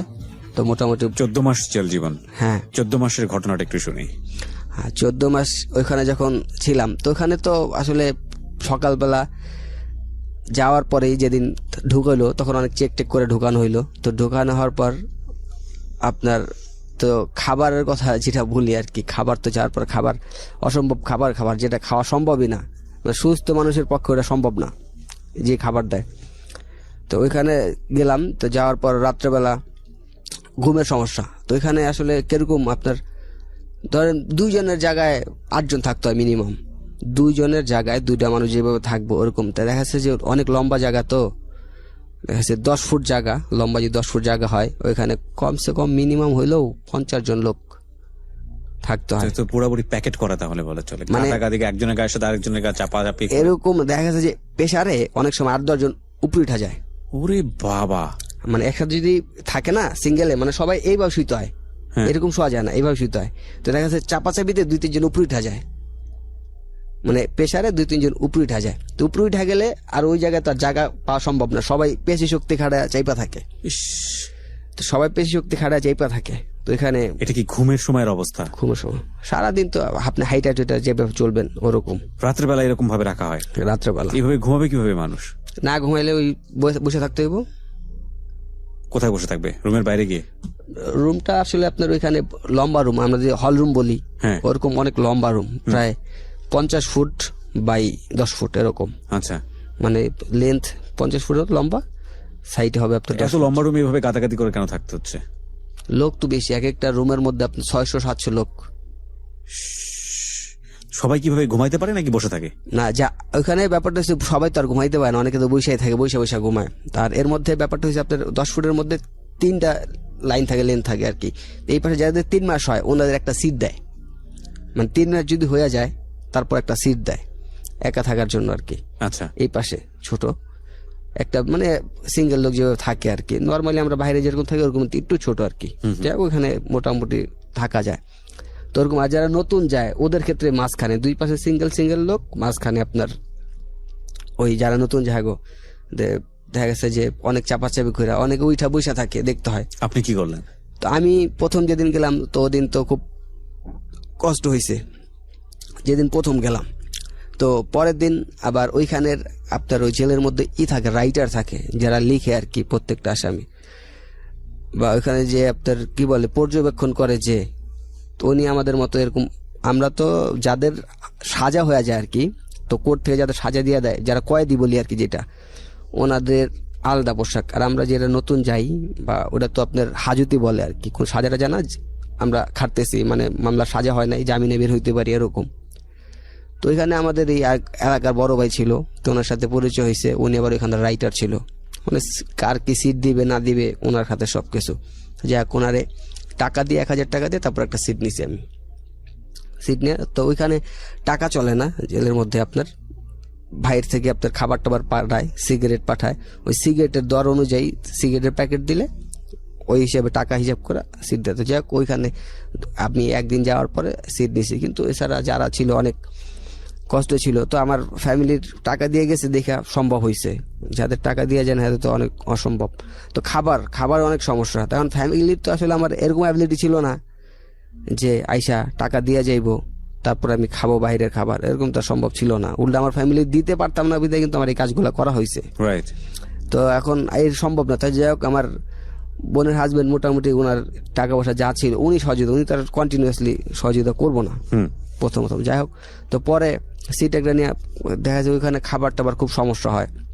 তো তখন সিগারেটও তো খাইতাম, তো সিগারেটও ওইখানে ভিতরে হাতে নিতে হইতো বা বাইরে। তো দেখা গেছে ওইখানে ব্যাপারটা হয়েছে কি, একটা ফ্যামিলির মতো এখানে ব্যাপারটা হয়েছে এরকম যে 5-7 জন মিলা একটা সংসার বলে ভিতরে, 5-7 জন মিলা। তো দেখা গেছে আমার যদি খাবার দেওয়া যায় কেউ, তো আমরা 5-6 জন মিলামিশা খাবো আর কি। তো আরেকজনের যদি খাবার দেওয়া যায় এরকম। তো এর মধ্যে দেখা গেছে যে ওইখানে যার বাইরেতে খাবার আসে না, তো হ্যার পরিশ্রম কাজগুলো হ্যার করতে হয়, মানে যার বাইরেতে খাবার আসে না, তো প্রতি সপ্তাহে কিন্তু বাইরেতে খাবার দেওয়া যায় প্রত্যেকটা লোককে, যার ফ্যামিলি আছে বা টাকা আছে।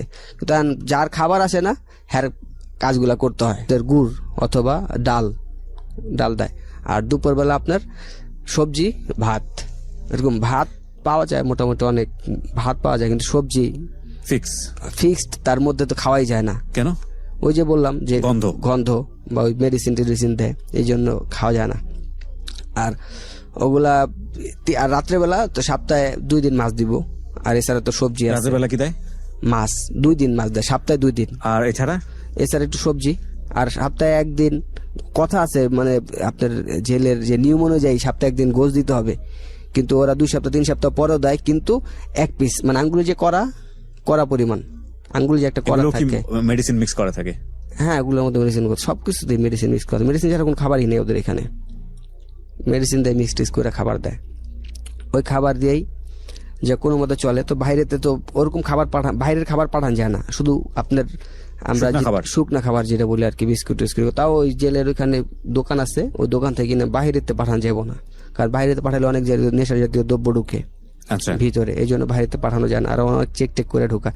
আর শুধু বিশেষ কিছু দিন, যেমন ঈদ, 2টা ঈদ, আপনার শবে বরাত, শবে কদর বা 16 ডিসেম্বর, আমাদের রাষ্ট্রীয় যেই কিছু বিশেষ দিনগুলো আছে বা ইসলামিক দিক দিয়ে বিশেষ দিন, ওই দিনগুলোতে বাইরেতে খাবার ঢুকতে দেয় আর কি, বাসাতে খাবার রান্না করে নিয়ে যাবো ওরকম ঢুকতে দেয়। এছাড়া জি। তো আপনার খাবার আসতো না, আপনি কিভাবে কি করতেন? আমার ওই যে খাবার আসতো না, আমি অল্প কয়েকদিন একটু কাজ করে দিচ্ছি ওদের। তারপর ওই যে বললাম আমাদের বড় ভাই, যার মাধ্যমে 1000 টাকা দিয়া করছে, তো ওনার সাথে মীমাংসা মানে ওনার সাথে একটু এলাকায় যেহেতু থাকছে, একটা পরিচিত একটা ছিল, তো ওইখানে তেমন একটা কাজ করতে হইতো না। আর দেখা গেছে যে একটা লোক ওইখানে 3 মাস হয়ে গেলে, 3 মাস হওয়ার পর তারপর একটু পুরান হয়ে গেলে তখন তার এমনি খাবার টাকা না এলেও সমস্যা নাই, বাকি মানে প্রতিদিন তো লোক আসতে আসে, তো একজন করে নেয়। তো নতুন লোক যারা কাজ করায় ওদের নিয়ে কাজ করায়। দেখা যায় একটা লোকের যখন 3 মাস হয়ে যায় তখন ওইখানে সে পুরান হয়ে যায়, তখন তার ওই কাজ করার একটা থাকে না। যদি খাবার নাও আসে তারপর কাজ করার দরকার পড়ে না, তখন তার কাজ অন্য কেউ করে দিবে আর কি। ও হয় না যে ওইখানে কাস্টুরি বলি আর কি যেটা কাস্টুরি। তো ওইখানে তোর কাস্টুরি যদি 3 মাস হয় তাহলে তো সিট দেয়, আর আমরা তো কিনাতে যে কোনো টাইমে নেওয়া যায়। আর 3 মাস হওয়ার পর যে যতদিন ওইখানে কাস্টুরি হইব তার পাওয়ার তত বেশি।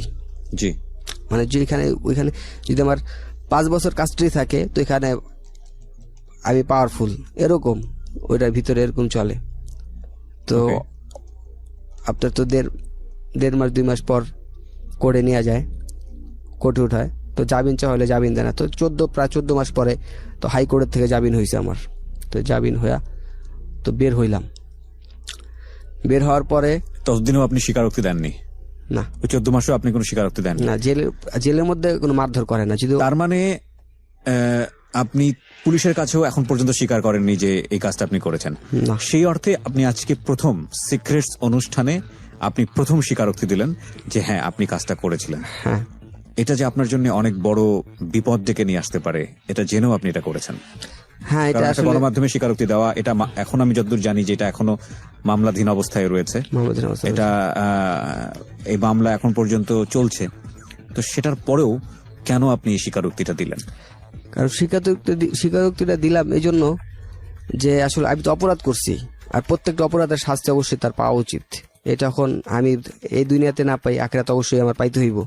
তো এই জন্য চিন্তা করলাম যদি শাস্তি হয়েও যায় আমার, হোক, কারণ আমি অপরাধ করছি, অপরাধের শাস্তি তো অবশ্যই পাইতে হইব, এটা তো দিতেই হইব। এখন আমি বললাম না যে দুনিয়া না পাই, আখিরাতে অবশ্যই আল্লাহ দিব আমারে, তো দুনিয়াতেই পাওয়া যাই। আর এছাড়া শাস্তি মোটামুটি অনেকটাই পাইছি, 14 মাস যেহেতু জেল খাটছি আমি। এখানে আমি যে ক্রাইমগুলো করছি, যাতে ক্রাইমগুলো অন্য কেউ না করে, এই জন্য মানুষ যাতে সচেতন হয় এই কাজগুলো করলে যে কি বিপদে পড়তে হয় বা কতটা কষ্টে থাকতে হয়, এগুলা আসলে আমি মানুষের কাছে জানাইলাম যাতে ওনারা এই কাজটা ভবিষ্যতে না করে। এই জন্যই এই কাজগুলা। ওকে, তো আমি যেটা বুঝি যে আপনার জীবনটা এখনো ঝুলন্ত অবস্থায় আছে, মামলা জটিলতার মধ্য দিয়ে যাচ্ছেন আপনি। এটা কবে নাগাদ কিভাবে সমাধান হবে আপনি সেটা জানেন না। জানি না। এবং আপনি এখানে সিক্রেটস অনুষ্ঠানের আজকে প্রথম অতিথি, প্রথম পর্ব। সেখানে আজকে আপনি নিজের জীবনের অন্যতম একটা সিক্রেট আপনি আজকে লাখ লাখ মানুষের সামনে কনফেস করলেন, এবং সেটার পেছনে উদ্দেশ্য ছিল একটাই, যাতে আপনার মতো করে এরকম কোনো গোপন সত্য কারো জীবনে যাতে না আসে, এবং এটা থেকে আসলে যে পার পাওয়া যায় না। আমি একটা ছোট্ট জিনিস আপনাকে বলি, যেই ফ্যামিলির জন্য প্রথম পর্যায়ে তো একটা মেয়ের সাথে রাগ করে আপনি এই পথে আসলেন, চুরি করলেন, ছিনতাই করলেন, ডাকাতি করলেন, যাই করেন না কেন, পরবর্তীতে এটা আপনার প্রয়োজন ছিল শুধুমাত্র আপনার ফ্যামিলিকে সেভ করার জন্য। তার বাসা ভাড়া দিতে হবে, এই টাকা কিয়ামত হয়ে গেলেও আপনাকে দিতে হবে। যেই 14 মাস আপনি জেলে ছিলেন, সেখানে তো 14 পয়সাও আপনি বাড়িতে পাঠাতে পারেননি। হ্যাঁ, আপনার মা কি বেঁচে ছিল না? হ্যাঁ, আমার মা বেঁচে ছিল।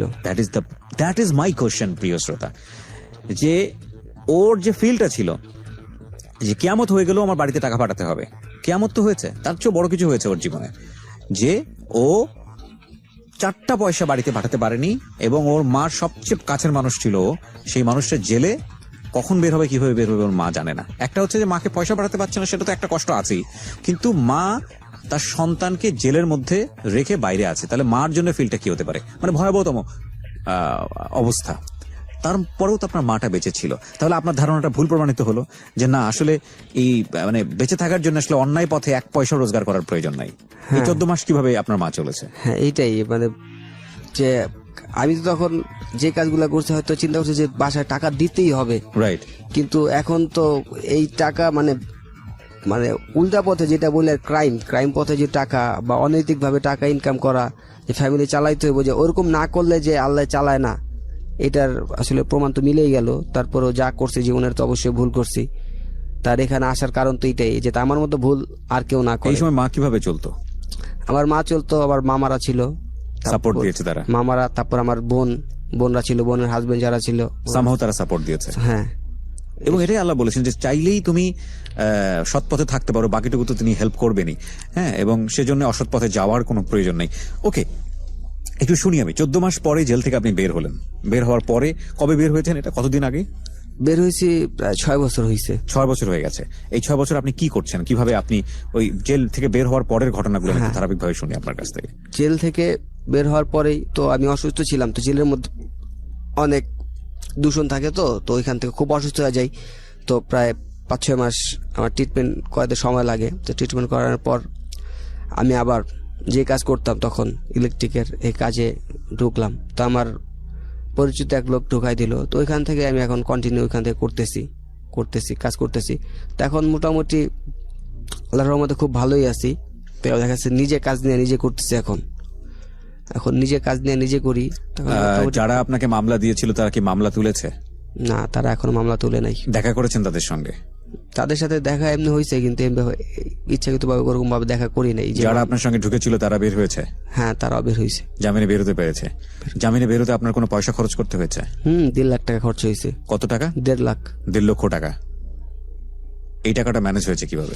এই টাকাটা ম্যানেজ হয়েছে মানে আমাদের যে জমি ছিল, তো বাপের কিছু জমি পাইতাম, জমি আর আমার মার কিছু টাকা ছিল আর কি জমানো, খুচরা খুচরা করে যে জমানো কিছু টাকা ছিল, ওই বিশেষ করে ম্যাক্সিমাম টাকায় আমার মার খুচরা খুচরা করে জমা যে টাকাটা জমাইছে আর কি, ওই জমানো টাকা দিয়েই বের হয়েছে।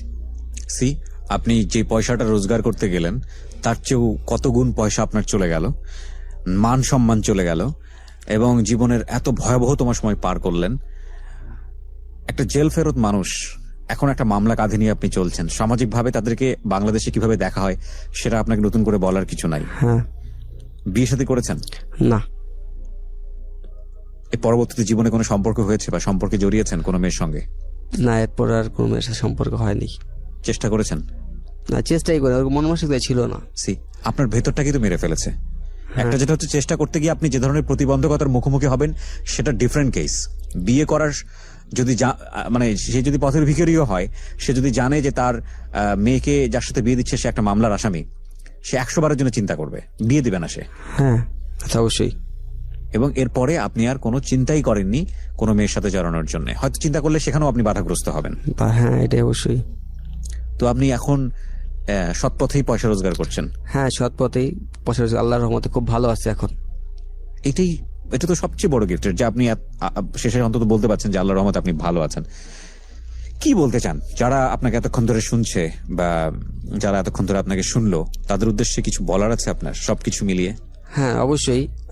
এখানে লিসেনার যারা আছে ওনাদেরকে বলতে চাই যে আমি আরিফ হোসেন যে ক্রাইমগুলো করে আসছে এই পর্যন্ত টাকার জন্য, শুধু একটা মেয়ের ভালোবাসা হোক বা ফ্যামিলি সংসার টাকা জোগাড় করার জন্য হোক, যেভাবেই হোক, তো এই ক্রাইমের টাকা দিয়ে আসলে সংসার চললেও কিন্তু একটা পর্যায়ে এর বোঝা মাথায় নিতেই হয় অবশ্যই। যে আপনি ক্রাইমগুলো করছেন এর অবশ্যই এর বোঝা নিতেই হইব। তো ক্রাইম করলে যে একটা সংসার ফুললি ভালোভাবে চলে এটা কোনো মানে হয় না। আর ক্রাইম না করলেও সৎভাবে চললেও সংসার সুন্দরভাবে চালানো যায়, এটাই আমার কথা। যে ক্রাইম আসলে যারা শুনলেন আমার কথা, এরকম ক্রাইম আসলে আপনারা যদি চিন্তাও থাকে আপনাদের, এখন এই এপিসোডটা শোনার পর থেকে আপনারা প্রোগ্রামটা শোনার পর থেকে আসলে ছেড়ে দিবেন যে এই ক্রাইম আসলে করা উচিত না। এই ক্রাইম করলে আমি যেই প্রবলেমটা ফেস করছি অবশ্যই আপনারা এই প্রবলেমটা ফেস করতে পারেন। ফাইন। ডক্টর তাজুল ইসলাম, এতক্ষণ ধরে ওনাকে আমরা যেটা শুনছিলাম সেটা ঠিক আছে। আমি ওনাকে মূল্যায়নের জায়গাটায় আপনাকে ফ্লোর দিব না। আমি সামাজিক প্রেক্ষাপটে বেশ কয়েকটা বিষয় আপনাকে জানতে চাই। একটা হচ্ছে, আমরা খুব ভালো করে বুঝতে পারি যে কোনো সিক্রেটস এর পেছনে একটা শক্তিশালী রিজন থাকে, এবং যে কোনো ভয়াবহ অপরাধের পেছনে একটা শক্তিশালী রিজন থাকে। সেই রিজনগুলো আমরা পেয়েছি এখানে, কিন্তু ফোকাসটা করতে চাই আমি হচ্ছে অনিশ্চয়তার জায়গাটাতে। দেখুন, এই ছেলেটা অপরাধ করে পয়সা রোজগার করে তার মাকে দিত, তার ফ্যামিলিকে কন্ট্রিবিউট করত, এবং একই সাথে এই ছেলেটার অপরাধের দিকে ঝুঁকে যাওয়ার পেছনের কারণটাও হচ্ছে এই অর্থই। কারণ সে মনে করেছে জীবনের একটা পর্যায়ে যে অর্থ থাকলে একটা মেয়ের মন পাওয়া যায়, সুতরাং আমাকে যেভাবেই হোক না কেন অর্থ রোজগার করতে হবে। এই দুটো জায়গার ব্যালেন্স কিভাবে করা সম্ভব? এবং এই যে দুটো ঘটনা, এই দুটো ঘটনা কিন্তু আমাদের প্রত্যেকের জীবনেই খুব কমন। আমরা যে এত কাজ করি, এত পরিশ্রম করি, এই তো পয়সা রোজগার করার জন্য, আমাদের ফ্যামিলিকে হ্যাপি করার জন্য, এবং সেখানে বিভিন্ন লেভেলের দুর্নীতি হয়। এবং একই সাথে ও যে ঘটনার মুখোমুখি হয়ে পয়সার প্রতি লোভের পড়ে গিয়েছে বা পয়সার দিকে অন্যভাবে মোটিভেট হয়েছে, সেরকম ঘটনাও আমাদের প্রাত্যহিক জীবনে ঘটে। তো এই রকম ঘটনা ঘটলে সেখান থেকে নিজেকে নিজে ভালো পথে মোটিভেশন করা কিংবা মোটিভেট করে ভালো রাখা, এটা কিভাবে সম্ভব? কোনো টেকনিক আপনার জানা আছে কিনা? জি, এটাও একটা গুরুত্বপূর্ণ। আমাদের এই সমাজে আমরা যতটুকু দুর্নীতি দেখতেছি, ঘুষ বলেন বা সকল রকমের দুর্নীতি যেগুলো আছে, তার পিছনে প্রধান কারণ হচ্ছে যে টাকা উপার্জন করবো, সেই টাকা দিয়ে সংসার চালাবো, আরো খুবই নামি দামি এবং ভালোভাবে মানে সবার দাবি পূরণ করবো। স্ত্রীর অনেক চাহিদা আছে, ছেলে মেয়ের অনেক চাহিদা আছে, বড় গাড়ি থাকবে, এটা করবো সেটা করবো। আর এখানে আজকের আরিফের ব্যাপারটা হয়তো ওই পর্যায়ের না। সে হয়তো দরিদ্র মানুষ, তারও পরিবারকে হয়তো তাকে ভরণ পোষণের জন্য দায়িত্ব নিতে হয়েছে। আচ্ছা, আরিফের মতন দরিদ্রদের যেমন সংসারের দায়িত্ব নিতে হয়, কিন্তু আবার আরো অনেকেরই আছে তারা দায়িত্ব নেয়, দায়িত্বের উপরেও তারা ওই অনেক বিলাস ব্যসন, অনেক কথা, অর্থাৎ সংসার করার জন্য তাদের দায়িত্ববোধের কারণে, তাদের মতে আর কি, দায়িত্ববোধের কারণে তাদের টাকা দরকার। অর্থাৎ টাকা করতে হলে তাদেরকে যে উপায় তা করা দরকার, তা ঘুষ হোক, খুন ডাকাতি হোক অথবা কিডন্যাপ হোক, তারা করে। এই যে কাজগুলি করে, এখানে দুইটা দায়িত্ব আছে। যারা করে তাদের একটা দায়িত্ব, এবং যারা নেয় তাদেরও দায়িত্ব আছে। যারা নেয় তাদেরও বুঝতে হবে যে আমার স্বামী বা আমার বাবা কিভাবে উপার্জন করে, সে কি ঘুষ খেয়ে উপার্জন করে বা খারাপ পথে এনে আমাদেরকে এটা দেয়, তাদের সেই দাবিটা কমাইতে হবে, 1 নম্বর। আর 2 নম্বর হচ্ছে মনে রাখতে হবে যারা এই পাপ কাজটা করতেছেন, তাদের মনে রাখতে হবে যাদের জন্য আমি এই যে অপকর্ম করতেছি, কাল হাসরের দিনে কিন্তু দায় থাকবো আমি। তারা কিন্তু উপভোগ করে গেল, আর এর পাপের জন্য শাস্তি ভোগ করতে হবে আমাকে, 1। 2 নম্বর, 3 নম্বর হচ্ছে যে এই জগতেও যদি কোনো দায় দায়িত্ব নিতে হয় অথবা ধরা পড়া যায়, যেমন আরিফের ক্ষেত্রে হলো, তাকে জেলে যেতে হলো, এমনকি সে তো মারাও যেতে পারতো, অথবা অন্যান্য ভাবে হতে পারতো। অর্থাৎ এই জগতেও যদি তার কোনো বিপদ হয়, সেটাও তাকেই কিন্তু মোকাবেলা করতে হবে, এটার জন্য সেই দায়ী থাকবে। অতএব এই তথাকথিত দায়িত্ব, এটা ঠিক দায়িত্ব আমি বলবো না, এটা একটা ভুল পারসেপশন, ধারণা যে আমি মানে যেভাবে হোক টাকা উপার্জন করে সংসার চালাবো এবং সবার মানে সন্তুষ্ট